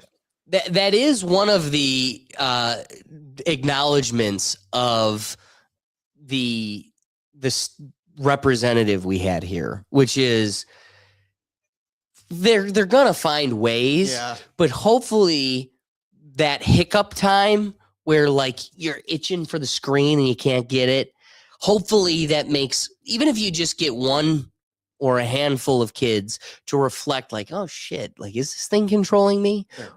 Or even just a few of them get hung up. I mean, here's the problem. One kid in school figures out a way to get Instagram. The whole school figures out how to get Instagram. It's more beneficial for the younger kids that are like, if you're a 14 or 15-year-old, like they're definitely seeking out ways to get Can, around can it. I go ahead, Doug? No, like Alex, you mentioned, like one kid figures out, they all figure out. Do you remember when we were in high school? You weren't able to play games on it, but then people figured out the way to download the Nintendo emulator on the school Right. computers, Pokemon and then Red on you're your able to phone. play Mario Kart. And But then when Pokemon. one did it, everybody did it. Exactly. So it is, once one figures it out, they all figure it out. But I'm glad you raised that, Doug, because the statement I was going to throw out there immediately was I think the state knows this isn't going to truly result in the action they're looking for. No person under 16 touches social media. But what it really does is very much legitimize, like the state is coming in. This legitimizes that consideration for parents. Yes. How many parents actually clicked on Netflix watching The Social Dilemma? Zero. No. I screamed for my parents too. And they're like, listen, you're either already fucked up or it's too late for me to fix you. So I don't need to figure it out. Not our problem. Yeah, that's the boomer mentality. Not a So, problem. that was kind of when it came out. It was like, you should really know how these things. I bought this house for $30,000. What are you complaining Yeah, about? shut What are up. you complaining about? Fucking boomer. You had to strike that chord for Doug today. You knew that was going to get Doug, and it did. Buying a house sucks. Fuck boomers. Yeah. See what you did? Do you know. see what you did? Well, this is what happens when you put a mic in my face. So it is in, I guess what I'm more getting at more beyond anything else. This is a statewide declaration to parents. This is not even calling for your attention. It's a necessity. Yes. This is a parental necessity. Just like it took time for parents to realize they have to micromanage and be conscious of sugar and anything else, the processed foods. This is the next iteration of that. You are getting digital poison. Nobody else has declared it at a state level. Now you cannot plead ignorance. When your kid has 3 eyeballs or, a No, but lisp. Alex, you talk about the sugar and stuff. Like, it is still up to the parent what they give, what they feed, what they do with their kids. At least in America. I should, in should America, preface that. Hang on real quick. Well, but do you not think a parent might challenge saying, I want my kid to have a social media so she can have a place to post all her pictures to look back at, Like, at a certain point, Instagram is a photo album for people, Well, and you know what? There might be a parental here's the argument? truth. There's a parent that comes from a lineage from Italy or,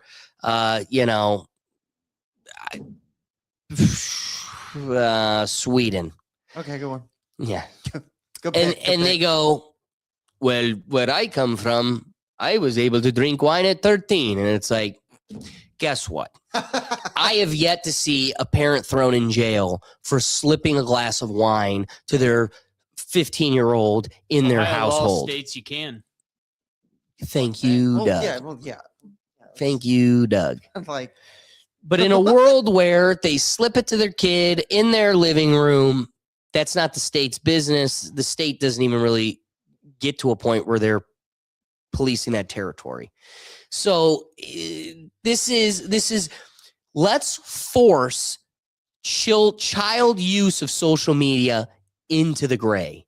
Make a parent log into a Facebook for them and hand them the phone in their living room. Yes. But if we catch that kid posting their photos in the lunchroom, we have the territory. At that point, we're not only able to go after the kid, we're probably able to open the door to go after the parent too. So now the parent is invested in making sure I don't have access to Facebook at school. Can they go after the parent? Is that part of the law? Well, that's how laws work. It's yeah. going to start. That's how the agency relationship between a child and a parent works. Guess what, Doug? If your 12-year-old goes and throws a brick through a car window, you're also culpable. Yeah, but can a school bus parent once. be culpable for a teen smart enough to figure out that a VPN can get around their national laws? Is a parent really responsible? Yes, for because that's the agency relationship. But it's to a social media. It's not like he's a contract for hire. Well, then, Doug, you pick your lane. Either get rid of the entire arm of juvenile law and the basis of it, this is just or just make it law. This is just They're my adults. opinion. If this was in America, there would be just so many more lawsuits before But this it's would ever not. be We're able to talking take about effect, Australia. man. Well, it's Oh my not, God. and it wouldn't, because again, one, by the time it happens here, that's why I said it. Is this going to happen in America? Not tomorrow, but it likely will happen. If we have enough consciousness and direct democracy, the people will call for it here's the soon thing. enough. I would say in America first, you're going to start off with individual states doing this, more so than like it just being a national law. And that I could accept Right. more than a national law. But I'm going to be honest with you. What's that, Ricky? The ways to make this pass is all the suburban moms come out and talk about their teenage years, Like and mad. oh my God, social media did this and did it, and then their man that's in government is gonna push. It always, that's how it happens always. So Like, that's legit why we have 21 as a drinking age in Ohio. A bunch of moms got together and made that the law. Like, that's that. But here's the thing. It's from our generation. Like our generation I have a hard time anticipating this being a state law before a federal law, because the practicality of that is zero. But I could see California, honestly, doing that before. Fair, Doug. anyone I else. will give you that. And that rolls into our next topic too. I mean, he's not wrong. No. So closing out this topic, do you have any wrapping thoughts? Because personally, I do think this is a virtue. As somebody who truly hates state intervention, it's get the digital crack out of kids' hands. I mean, I'm all, like I said, my first argument was the best argument to me is just go outside, poke stuff with sticks, get out get outside, touch grass, meet people that way, go hang out in your neighborhood. You don't always need to be posting about it or scrolling just at endless, mindless doom scrolling that I'll probably do before bed tonight, which I know isn't good for me, but it's like, again, I'm 31. But it's not good for you. So it's like, it's even worse for a kid. Again, so you see the value in like, pull the cigarettes out of the kids' hands. I'm glad I wasn't doing that because you at my couldn't. young age. Because I couldn't, right. Because if you could, you would. I 100% would be. But, and that'd be a problem. But like, it's just more like, it's such a hard, it's like Pandora's box is open. How do you effectively seal it? I don't know if you can, and I know they can't, but it's like any attempt, I'll, support it. Right. Doug, wrapping thoughts? So I do think I have a somewhat solution to this. And it's what I said at the beginning. As far as I'm aware, dumb phones are no longer made. I'm pretty sure no major wireless only carrier. Smartphones. Yeah. Bring back the dumb phones then. All right. Like if we don't want kids on this stuff, then we shouldn't be giving kids smartphones that can do all this stuff. What did our parents give us? They gave us a freaking flip phone that mine had textability, but it was 25 cents a text and I had to pay for it. You know what? Texting isn't social media. No, so I agree. No, but like there is the extra layer of danger doesn't exist in just the exchange of communication and pictures. So I do agree with you. Yeah, bring back the dumb phone. Give that to kids under a certain age. Like we got phones. I got my first phone in 8th grade, and that was purely because we had to get bused to the football field, and then we were having after-school football, and then I had to be able to tell my parents if something happened or whatnot. That's legit why I got it. Couldn't do anything other than call my parents. I had limited minutes, like I said. Bring back the dumb phones, and these kids can't even access that crap. I really do think you're onto something. Before we really end this, remember text to tweet? Oh, dude, I remember being Alex in high had school his and like phone. you could have Twitter like as a contact on your phone and you could text it and you would tweet. Well, dude, will you say remember that? That was wild. I remember Alex had his phone taken away by his dad at some point, and so he texted me a number that was his like Facebook number, and I could text him through that number, and he'd get it on Facebook Messenger. And I remember we had to do that for a little bit. I also remember when I've never gotten in trouble ever. I remember when Alex got his phone taken away too by a teacher. I've never gotten in trouble. Period. He was also the first guy with a smartphone, so I don't think teachers knew how to handle that. All right, Ricky, give us your wrapping thoughts on this whole crazy thing. They're going to find a way around it, just like kids are finding a way around Pornhub in Texas. Dude, VPNs are the simplest solution. And you know what? I like Ricky's point. At the end of the day, it's going to happen anyway. But at the very least, make them work for it. Yeah. Like, don't just have the crack on the counter. It's in the safe. The safe, and you're cracking the code. Yeah, crack the code, cracking baby. The code is a VPN in Sweden I'm using. After everything we've unpacked, here's where I land. Australia didn't just start a debate. They fired a warning shot across the bow of the entire modern world.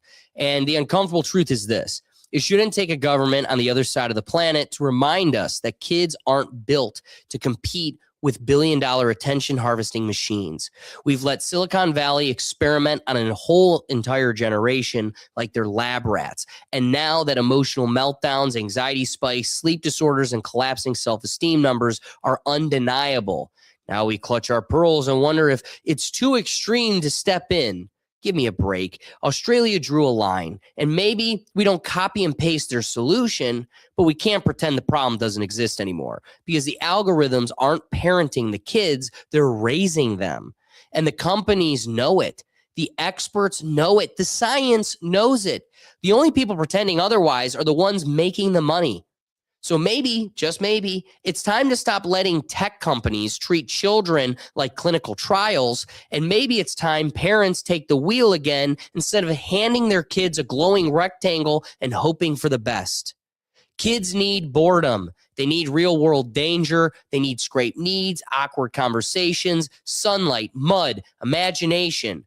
They need a life that isn't piped in through an algorithm. Because at the end of the day, this isn't about left versus right. It's about freedom versus regulation. And it's more than anything what we want: a generation of kids who can think, feel, cope, and connect. Or Would we prefer a generation raised by a device designed to make them addicts? Australia made its move. The question is, will America wake up before our kids forget what childhood even feels like? All right, let's get into our closing topic here, because I definitely want to try to preserve some time for down the wiki hole if we can afford it.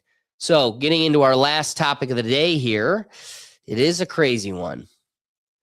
Let's talk about a lawsuit nobody saw coming, but everybody instantly understood. The city of San Francisco, yes, the same city where stepping in human feces has statistically better odds than finding affordable rent, has decided it's finally time to draw a moral line in the sand. And surprisingly, the line isn't about crime, homelessness, or open-air fentanyl markets. No. The villain of the day is Kraft, Coca-Cola, PepsiCo, and basically half of the American grocery store. San Francisco has launched the first ever lawsuit in the United States targeting ultra-processed foods, or UPFs. Not sugary foods, not sodas, not fast food, ultra-processed foods as a category. This is a legal first, a prototype, the beginning of a brand new strategy, and they're aiming straight at the giants. Kraft Heinz, Coca-Cola, Nestle, PepsiCo, Unilever, General Mills. If it comes in a box, a tube, and can survive a nuclear winter, or has an ingredient list longer than a CVS receipt, they're coming for it. Here's the essence of their argument. These companies have been knowingly selling products packed with synthetic additives, engineered flavors, manipulated textures, and chemical ingredients that don't technically exist in nature. And they've been advertising them as normal food, as everyday food, as harmless, fun, family-friendly pantry staples. And the city is saying, you knew these products weren't just harmless. You knew they were addictive. You knew they were linked to obesity, diabetes, heart disease, depression, and metabolic dysfunction. And you marketed them anyway.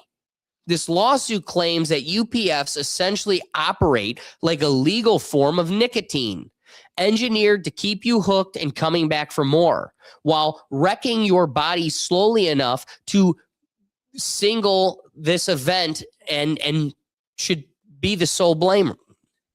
The legal term they've learned, I really jacked this up. The legal term they're leaning on, deceptive business practices, the same umbrella that has been used in tobacco lawsuits in the 1990s.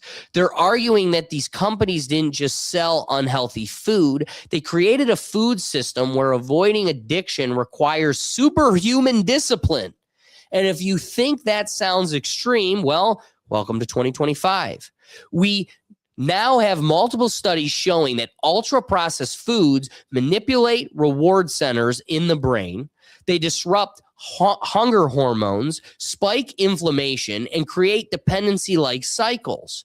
We have research showing that diets high in UPFs are associated with higher rates of cancer, early death, anxiety, cognitive decline, and metabolic syndromes. The World Health Organization has been sounding the alarm, which when did we stop letting them be our police? The American Academy of Pediatrics is basically begging parents to keep this stuff away from their kids. And the UN literally recommends limiting UPFs as a global health intervention. Meanwhile, the companies say, hey, we're just giving the people what they want. Yeah, because you engineered the people to want it. Now, here's the delicious twist. When a city famous for open-air everything turns to food, not crime, not drugs, as the existential threat, that's when you know we're in uncharted territory. That's when you know something has gone off the rails. San Francisco basically said, we can tolerate street chaos, but cheese whiz, that's where we draw the line. With all jokes aside, the reason this lawsuit matters is because it's targeting the business model of processed food companies and not just the products. It's saying the whole system, from ingredient design to branding, is a scam. And if this lawsuit succeeds, even partially, It could trigger a national avalanche. Think about opioid crisis lawsuits. Think big tobacco. Cities across the country could follow San Francisco's playbook and sue the entire snack aisle into oblivion.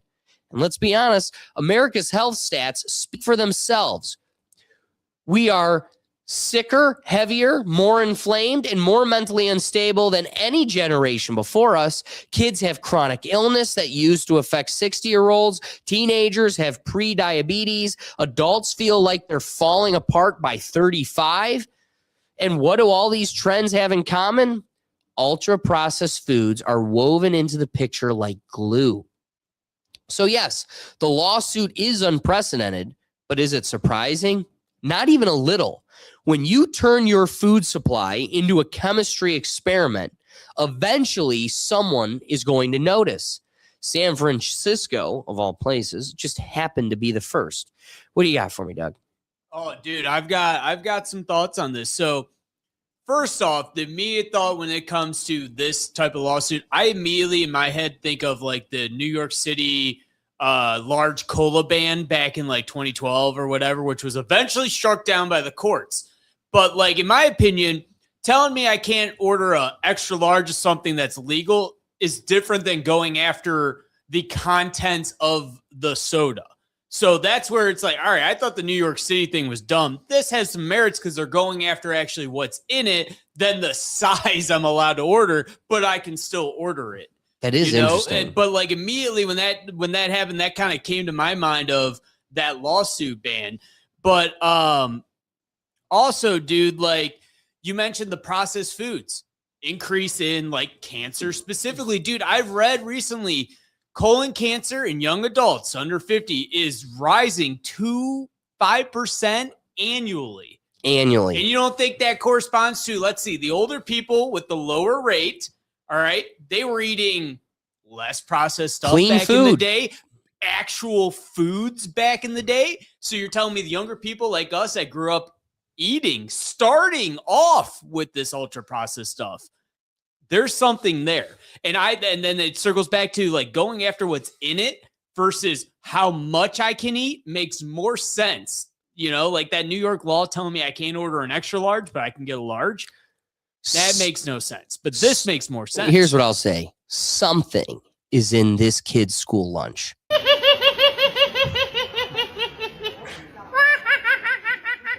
It's probably the Lunchables that we found out were Feastables. like 1,000% sodium for your daily amount. Feastables. Yeah. That's what it is. It's literally Feastables. I got to give San Francisco credit for all the screwed up problems we've heard about them over the past decade. They really picked the best thing to go after to put themselves in good graces across the country. We made the digital map for the poop, and all of San Francisco's covered. What should we address first? Not the poop. Kraft mac and cheese. They literally took one bite of mac and cheese. You're like, what the hell is this shit? Will. They what it is mac and cheese, and they're like, this is what's making all the poop. That's not what the bigger piece is. You go through the city, and they're like, it's all a lot runnier than it was 15 years ago. Yeah, I don't know if we're all becoming a little lactose intolerant, or maybe it's what's in this mac and cheese. There's a little natural cheese. Everybody has developed a gluten intolerance. I don't know where this has come from. You know, but I mean, like, hey, kudos for this is the first good news I've seen out of San Francisco since they benched Colin Kaepernick. So for me, this is pretty good. This is a good comeback for them. It's a good comeback. Hey, I'm on their side for once. That's true. Yeah. That is so true. That's a good one. Thank you. I got to get Ricky. What are your thoughts on this whole thing? I feel like every state should pick this lawsuit up. Yes. Like make it a federal lawsuit. This makes so much sense. This will actually make a huge difference. Like I like it. San Francisco. Yay.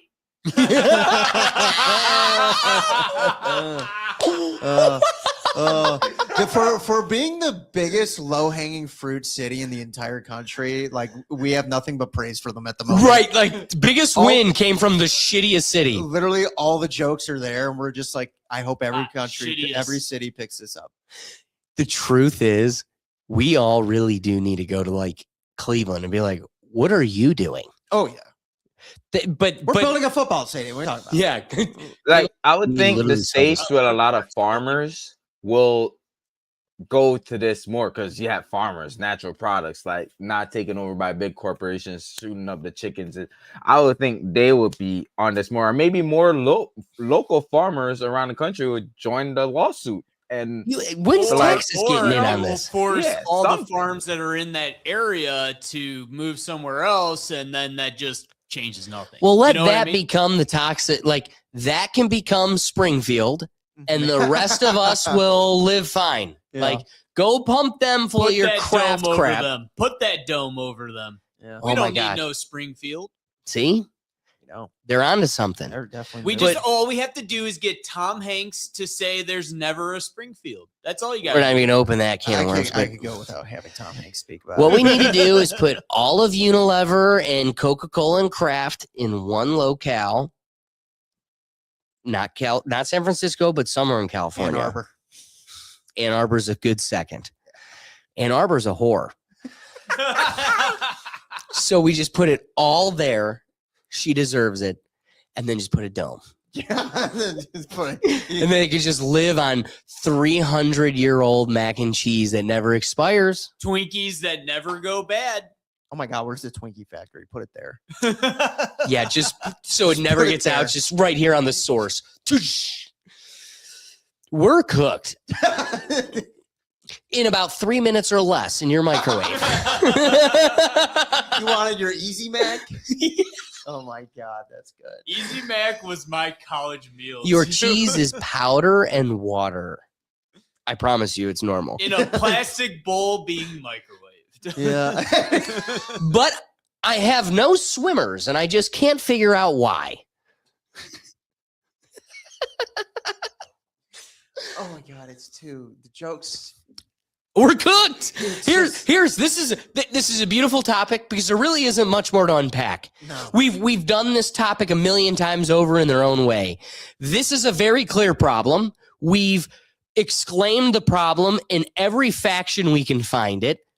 And one city, the shittiest city, is going, I think we might try to do We something. really have. I'd say like 'Cause one out maybe- of 4 shows we discuss something along these lines Yes. of like the horrible things. in our And nobody's done food. And no anything one's done ever. anything, and You then know what's San crazy? Francisco's like we got runny poop. Yeah. You know what's crazy? Maybe they think the addiction starts when you're younger.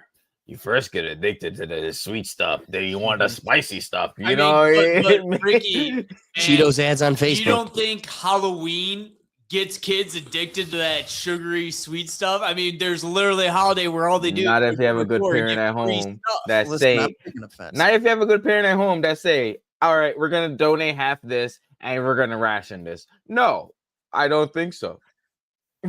Right. Well, and this kind of mirrors the last topic where it all does start and end at the home, but the beautiful angle this pioneering legal claim is taking is you've stripped folks of their ability to have autonomous decision making. Like you're hijacking our biology. This, like Doug said, it's everywhere. Once a year, my kid is getting the candy bar from every person in the neighborhood. And I'm the asshole that's going to be like, no. Yeah, you're gonna be Raisins? that parent. Raisins. Yeah. Raisins are the move. Dude, there was a famous story of me as a child. Apparently, I was like 6 years old, and like I went trick or treating. My cousins took me. My mom and aunt were with them, and some family gave me like raisins, and I threw like a temper tantrum, like walking down the street saying that house sucked or whatever. In 6 or 7 years, I'm TPing that. But house. I actually love raisins. That's so- the house is marked. Yeah, I bet you did, Doug. I did. I loved raisins as a kid. I'd take one box of raisin to my other 100 bars of chocolate. I was never mad about that. Doug, everybody. It's all One out of about 4 people. ratios, man. One box of raisins versus all my other chocolate. Who cares?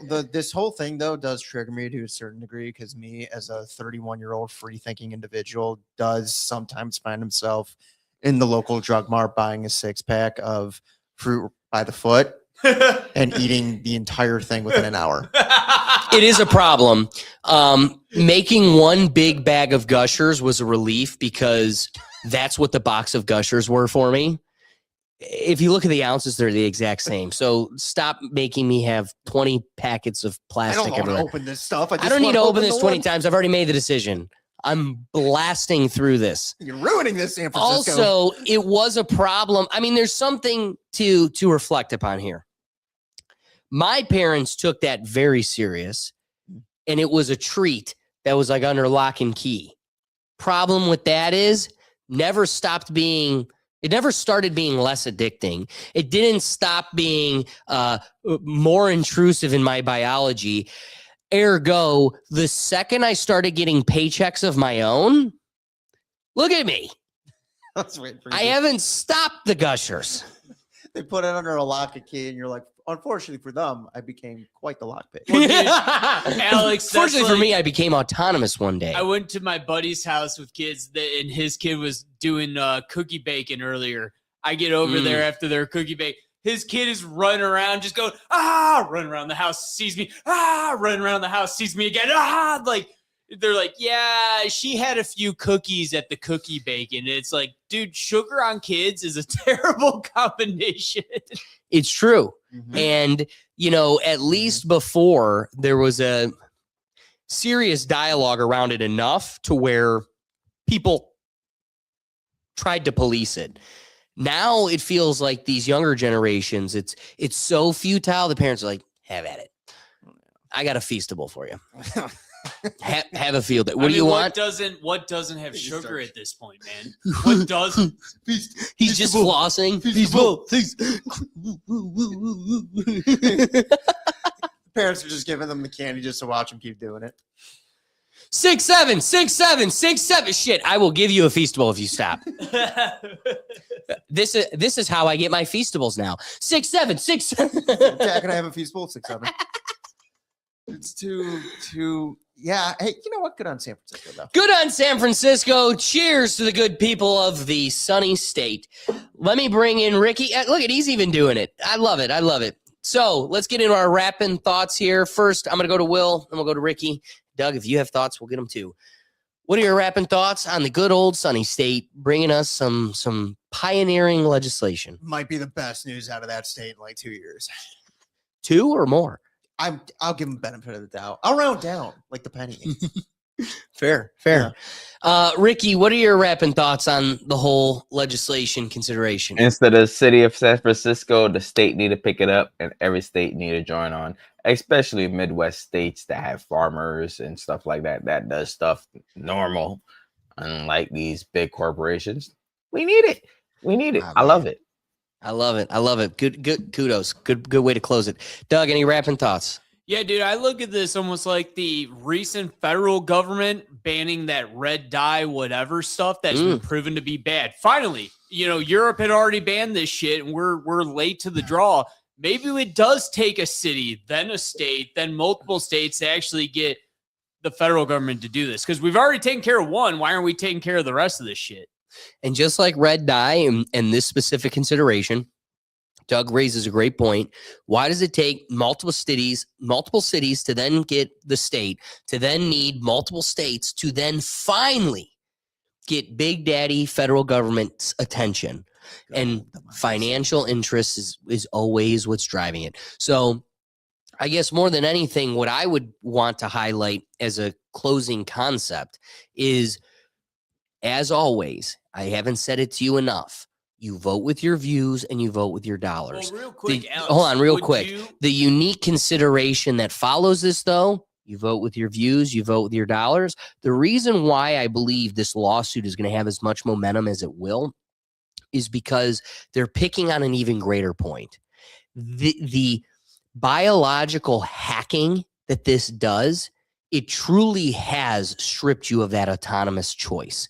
We are left under the belief you decide you're voting with your views and you're voting with your dollars, but its ability to create addictions and strip you of your ability to get full or say no, that option biologically isn't available like they purport it to be. What were you going to say, Doug? No, I just want to ask this last question. Are we willing to pay more for non-ultra processed lunch meat, like what our parents probably had back in the day? Are we willing to pay more for potato chips that are actually non, whatever type of fat that they fry them in now versus back? You know what I mean? Because the only way to actually fix this would be to go back to what were the older ways, which costs more to produce, which is why they switched to this cheaper stuff. Why is cornstarch, corn syrup so widely used? Because it's cheaper than actual natural sugar. So are we willing as a community to pay more for this change? Are we willing to? The answer is no. Yeah. Should we be? Yes. Yep. And that's But why should we pay more to be healthier? Why shouldn't Right. be healthier be a freaking norm? Right. Yeah. Well, and that's why I think this legislation or this lawsuit, if passed, creating a precedent, would be so powerful, because the inclination here is, Doug, that ability to decide, the autonomy, the lawsuit is saying you've stripped me of that. I don't have the ability to decide because I'm addicted and you've hacked my biology.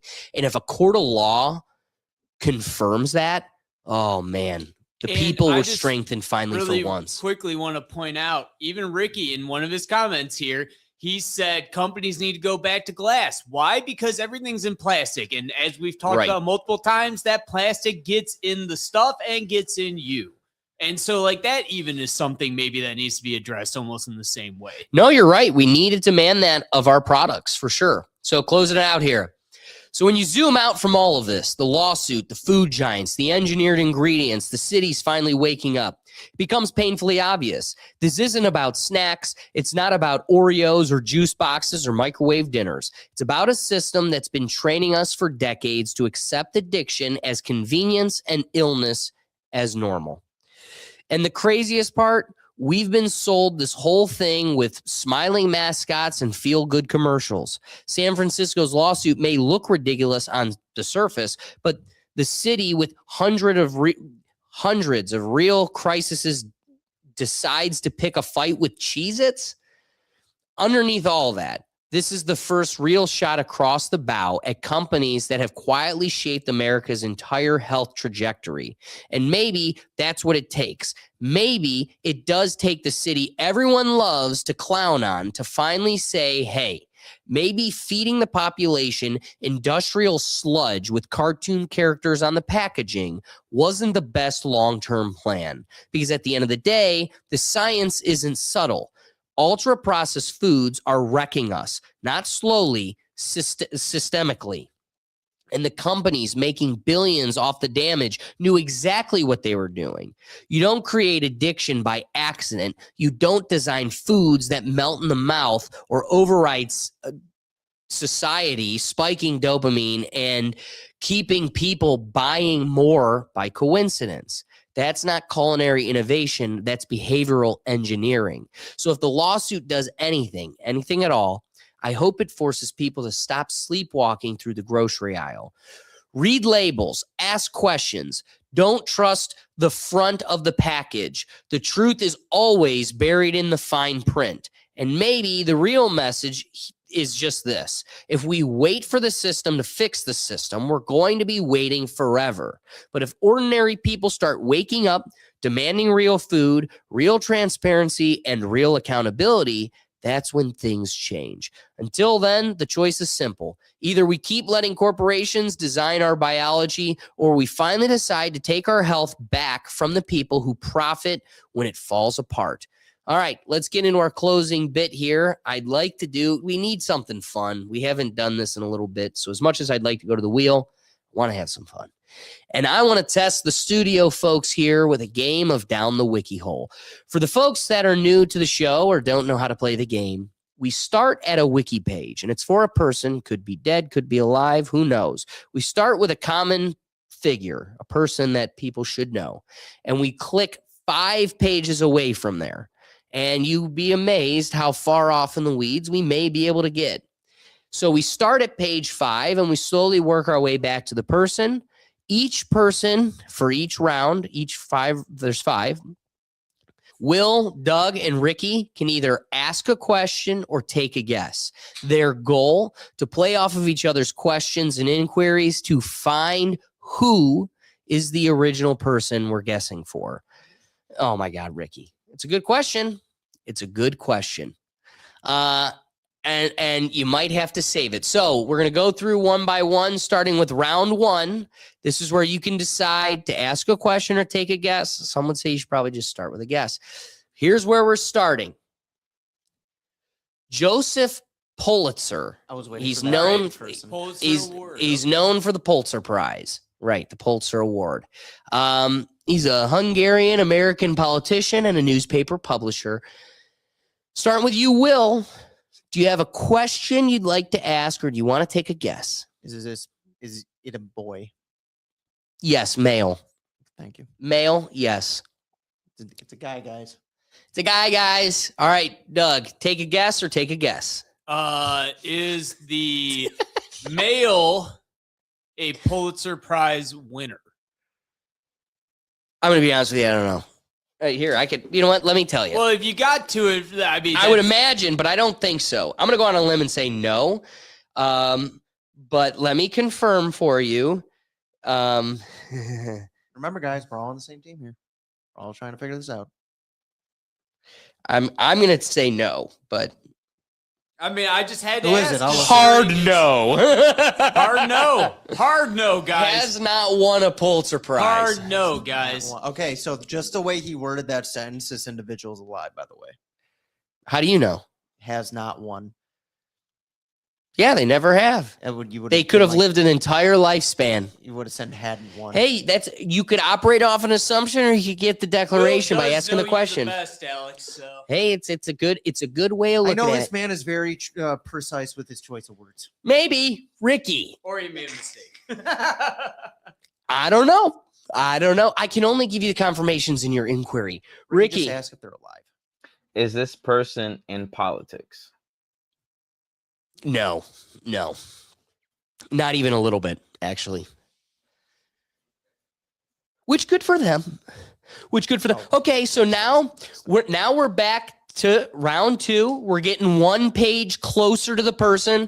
And hey, guys that are watching, be sure to be jumping in the comments. You might be able to give some clues, hints, and inquiries for the crew here. You're all in a game together trying to see if you can not be fooled by me. So let's do this. Boom. All right. Next is yellow journalism. What's yellow journalism? In journalism, yellow journalism and the yellow press are American newspapers that use eye-catching headlines and sensationalized exaggerations for increased sales. Yellow journalism. Would you like to ask a question or take a guess? You should ask if this person is still alive. No. He's convicted. I have an idea. Can you read the definition of yellow journalism again for me? Yes, yellow journalism and the yellow press are American newspapers that use eye-catching headlines and sensationalized exaggerations for increased sales. Is this individual an influencer? Yes. Okay. An influencer. I would say, yeah.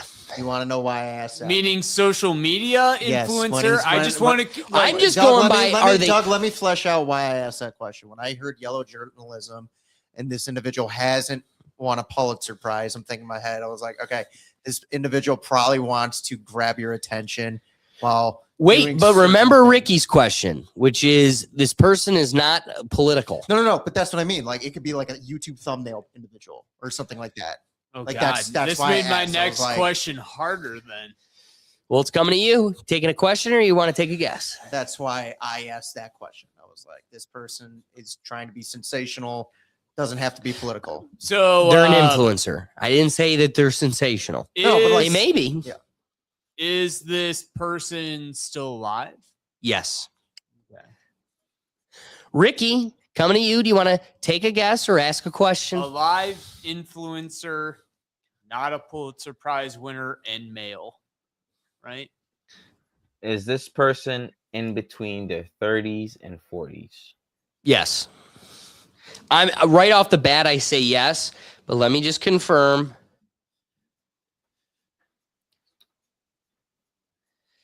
Yeah, nope, perfect. Perfectly fits in there. And this Somewhere person in is that alive, range. guys. Right, we're working with that. Okay. All right, we're getting to the next slide. Now we're at page 3. We're getting pretty close. We're going to be only 2 pages away now from the answer. All right, Appalachia. Appalachia is a geographic region located in the Appalachian Mountains east of North America.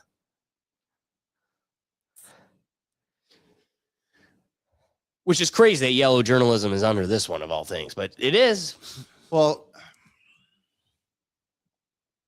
So, Will, would you like to ask a question or take a guess? definitely asking a question. I have no idea who this person could be. Are There's a they lot of people American? in that age. Yeah. Appalachia.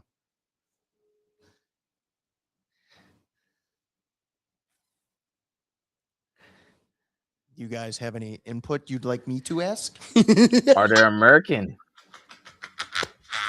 Because why are we in Appalachia? Yo, But I just want to reread this again so you could catch it. It's a geographical region located in the Appalachian Mountain east of North America. So we are talking North America. I want to give you that. Right, but I'm trying to think if it went to Appalachia because this individual might live there or If it's because an they operate out of influencer, I there. have no idea. But that's what I mean. It's like if it's an influencer. I'm a historical guy.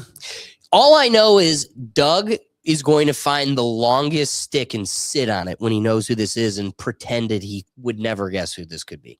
Dude, I may be wrong. This is tough though, man. You like sometimes. No, you I'm give just us saying, you're something. like, oh, here's what I'll You tell the give us room. something usually. This one's To the harder, audience that's man. listening, This is hard. the damnation that all of you are going to be We cut could from. be You're so not wrong. going to be exposed to this damnation, which is the 25 minutes following this episode is going to be Doug going, I can't believe I didn't know. Blah, blah, blah, blah." I telling believe you. it. I'm I telling you, believe it. I'm going to get I to know hear that's Doug it. for 25 minutes. That's a bigger hint than you realize. I'm thinking. All right, I'm thinking. give me a question because we're running out of time. Is this individual located at this part of the country? Definitely. Okay. So this is where they're from. Even Or if they're not operate. right there right now, they're for sure known for being Okay, that's in why I this was span kind of hung up on geographical how I wanted to ask location. the question. Thank you. Douglas, would you like to ask a question or take a guess? Does anyone have anything I should ask? Oh, I mean, Are they because like black? if I Are they didn't know black? this person was an influencer and alive, I would personally guess John Denver. I mean, that's the point I'm at. Appalachia makes me think John Denver, Guess it. but he's dead, so that's not it. Oh my God. Oh, God. No. Anyone got anything? Will? you did. Oh my god. I got nothing. What should I ask? Help bro with a question. Yeah, help a brother out, guys. Anything. What's gonna help you? Ask him Ricky? if he's someone. If he's like an individual who trends often. Doug? Well, that's actually good because we know. he's So an ask the damn question, So- Doug. Does this person trend often? No.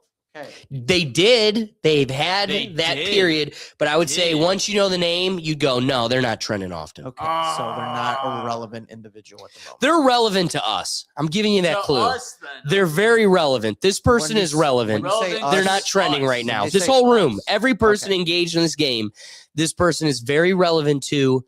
Us. They're not trending right now. Not trending. Oh I almost my God. want the Well, I'm next glad I slide. asked. That's not bad to know To then. get closer to it. All right, So, Ricky, okay. you have a guess or a question? Male, never won the award, not a politician. Yellow journalism, influencer, still alive between 30s and 40s. Appalachian Mountains. Low, okay, all right. And not trending person. Currently, not trending Currently. But would we? There's would someone know we them. would know of. Yeah, someone we would know. Our age group. I wouldn't say I wouldn't say age. they're group, just not like in our general. age. Every person playing this game No, but we would know. wholeheartedly has sewn this person as a fabric of their existence. It has to be our age group is between 30 and 40. So I Some- guess technically. we old. Somewhere we in that old. decade range. All right. What can I ask that will help us? Yeah, give us a question because then we get to our closest page to the answer, and this might open up the can of worms. That's like I'm glad I asked if like they were located over there. Kind of killed the whole thing. Are Maybe. they from Should I ask a state? Say that again? Should I ask a state? Yeah, I'm pick a talking to the state. fellas. Sure. I mean, I got nothing to help. Are they out from with. Pennsylvania? Yes. Speaking of which, we get even more narrow. Let's get to the final clue, the last round. Pittsburgh. Narrows it even more. Yellow journalism. Do you have a question or a guess? Does anybody have anything they want to input? Well, we know he's alive. No, I know what we know. I'm asking what you want me to potentially ask. What don't we guess. know? Yes. I'm lost, so I'm no help here, guys. Ricky, do you have anything? Because it sounds like you're kind of onto something. No. Bro, Pennsylvania. Pennsylvania. We got even more narrow. Pittsburgh. He's like, I'm more confused than when I started. Got nothing. I'm dry. I gotta right say, now. the questions were weak. You really could have. Of course, you fucking know who it is. Yeah, this was hard in my opinion. This was harder. It was the Alex. Steelers.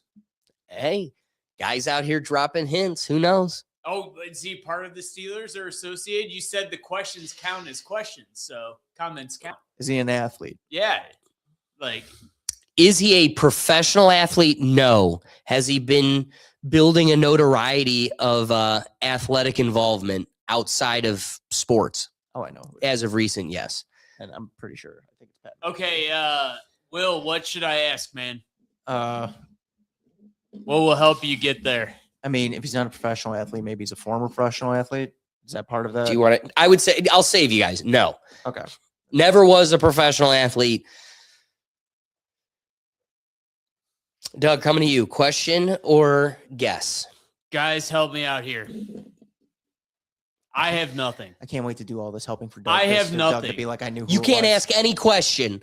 I can't think of anything, man. Like usually I have something, but like Right. So I you don't have a nothing. thread to pick I at. So have just nothing. ask anything about the person. Do they eat oatmeal? Like pick something that could help further understand a person. Let's see. Non-political, not an athlete, but doing stuff outside the athletic realm between 30 and 40. Definitely said he was an athlete. Not a professional athlete. But not a professional. Has done athlete. things athletically publicly. That's kind of his little thing now. Oh, is he a streamer? No. But I didn't even need to answer that question.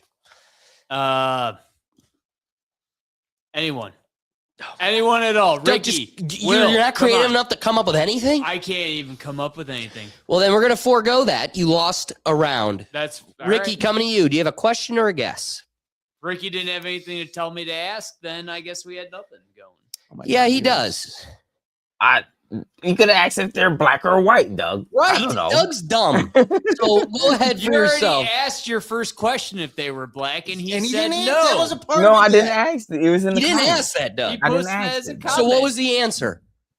Oh, because that wasn't a part. You'd be considering it right now, Doug. Do you want to ask that? No, because I don't think it's going If to they're- help that much. Okay. It doesn't eliminate a lot.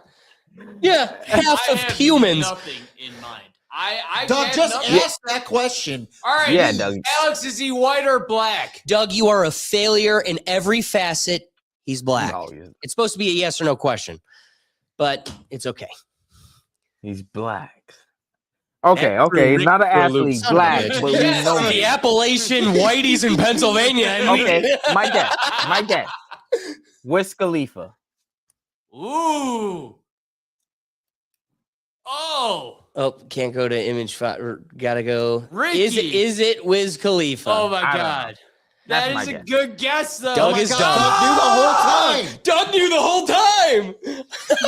Ricky wins. I didn't even think about We Pennsylvania. win, nigga. Dude, Alex, We you out nailed it by here, saying, like, paper was he very planes. popular You or feel less? me? And he still kind of is, but Alex, you nailed it. You said I know. You said I No, know. what I said is I'm Everybody knows who Wiz Khalifa is, Doug. I know, but Alex Everybody chose, knows who Wiz Khalifa is. You're but not the Alex finder chose of to this. call me out, and I have Journalism, to. I have he's to a give credit where rapper. credit is due. He Alex does nailed it. athletic He knew shit. I would know. He knew I would know. No, what I said his I You didn't know later shit. years. You didn't know shit. You were useless in this whole thing. I was You didn't ask an useless. individual question. You thought it was John Denver when you saw Appalachia. Yeah, And we because already got past the point of, they're not still alive. where does Appalachia come into play with Wiz Khalifa? Except we John did this. Denver fucking sings about it. Here's what I'll Here. say. The only thing I Here. called from the beginning. Useless. No, is I'm that- still on this. You were useless when it comes to this game, and then you always Hey, take it Alex like you called won the damn thing. All right, I'm you have sorry, no I'm input useless. this Alex whole damn called it, time. Doug. You couldn't even Come on, ask the bro. question if he was black. If it was a historical quiz, you were awful I at this would game. fucking win. Absolutely awful at this game. Ask me a history question, bitch, and Oh, I got you. Ask me a Star Trek question. 6767. Loser Hey. behavior from the loser corner. Hey. Ricky, you did Doug. great. Thank you for the Doug, help over we there. won.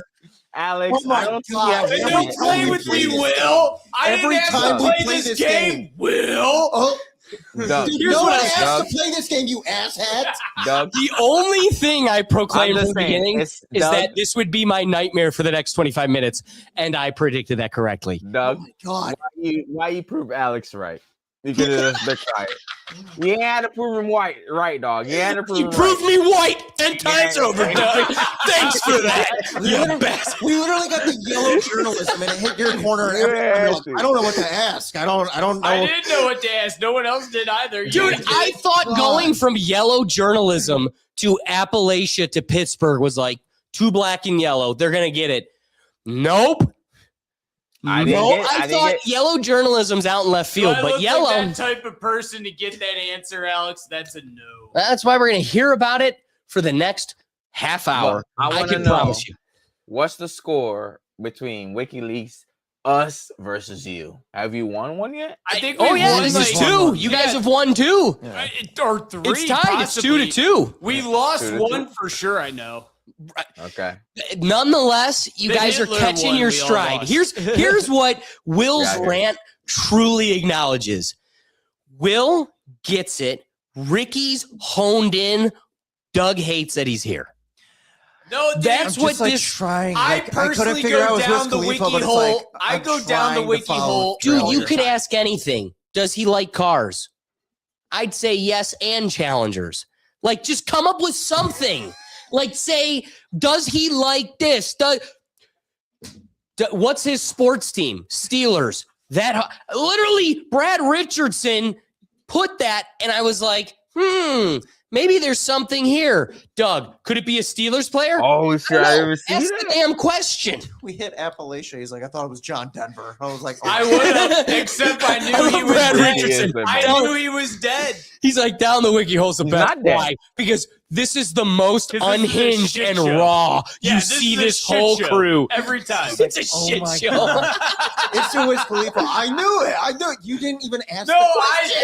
I said as soon as it was Wiz Khalifa, I was like, Alex fucking called it. Alex nailed it.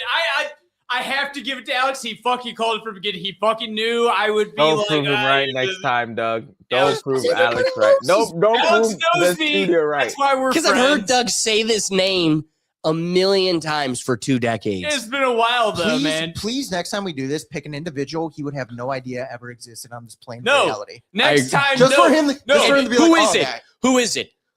Luffy. No, if you guys want to challenge me, if you want to challenge me, That'd you'll be fucking choose funny. one that's Tom Petty and make me work for it because I fucking love Doug, Tom it was Petty. No, your, we just made you work for Wiz Khalifa.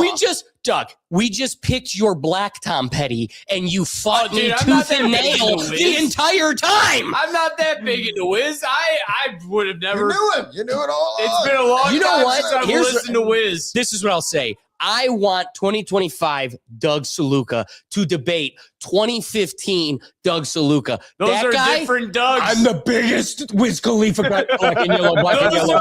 Those are different Doug was wiping his ass with a terrible towel just in solidarity. He's like, I'm me and this guy. We go deep. Never. We go Alex, Alex, you damn well know I've never used a terrible towel, and you know it. You know it. Hey, Ricky, Dude, this do is me a fun. favor. Tell the folks where they can find you. The notepads help. I keep my notes while I The do this. notepad was clutch. Ricky was taking notes, and he was locked in. Mind you, he's the only one that was on Yo, track. That, like, Will and the way Doug, you worded we it, should it's not- alive. Doug, is he alive? You asked that. You didn't even ask if he was black. What the Why would We I should- ask about race? Race doesn't matter to me, Will.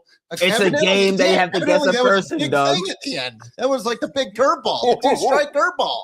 Race doesn't matter to All me. right, I all right, love all right. Ricky. All right, I Ricky. love Ricky. Tell the folks where they can find you. Inside, outside, where they got to be. Yo, we out here, man. Just another day TV. I'm doing more. I'm trying to do more. We outside, man. We just out here trying to Yeah, live our best. fine. Be our best. Every day. With that consideration, you've definitely got to go check out Ricky's. He's had some really fun clips. Him and Aulette doing the guessing game of what product they're hiding. There's been some really fun clips, and they've got plenty of fun podcasts coming out too. So you be sure to head over to Just Another Day TV and don't miss all the new drops coming your way. With that consideration, guys, we're here live every Tuesday at 7 p.m. The whole purpose of the live show is to get you involved. Kudos to Straight Bombs, and more importantly, Brad Richardson is always holding down the fort, because the whole purpose of the live show is so you can season our dialogue with a little additional perspective. We want to get the audience involved and have a full dynamic conversation. So we appreciate everybody that joins us. But otherwise, we've got a whole slew of things in store. As Brad Richardson touched upon, did you guys hear? Phillip Rivers is back in the ring, and we're going to have a fun conversation this Sunday for the Sunday Football Review. Last week, we woke up and started our Sunday off with some of the craziest Elf on the Shelf videos, and if you missed it, be sure to head over to Rethink Actions. We've also had an upgrade on the Neuro Gym. It's a new styled dynamic, kind of forced my hand in this upgrade with our website provider, but in many ways, it's gonna pay out in the long run. I think it's going to be a cooler design. So to join the Neuro Gym, it's a free social media alternative where we, the Rethink Tank, can all engage with each other and correspond, but even more importantly, gives you the ability to give us topics and ideas that you could have on our wheel of topics. So when we close out the episode, we could have you as a featured element. Of course, we needed to get down the wiki hole back. So, be sure to expect the wheel to be a part of the show coming next week once again. But with all these different considerations, different shows, even a new announcement, I'm excited to exclaim. Wednesdays, I'm going to have a Rethink Actions live drop that you could plan for Wednesday evenings. And then Thursday evenings, right here on this channel, we're going to be doing So Here's Where I'm At live. It's really hard sometimes to get all these different So Here's Where I'm At edited and put together. So to start cranking them out and keeping it going, we're going to be doing it live here on the Rethink Tank. So with all these different shows coming at you, it's a perfect place to find it in one central place. That's our website at www.rethinktankpodcast.com. So we appreciate everybody joining us, and we'll catch you next week. Peace.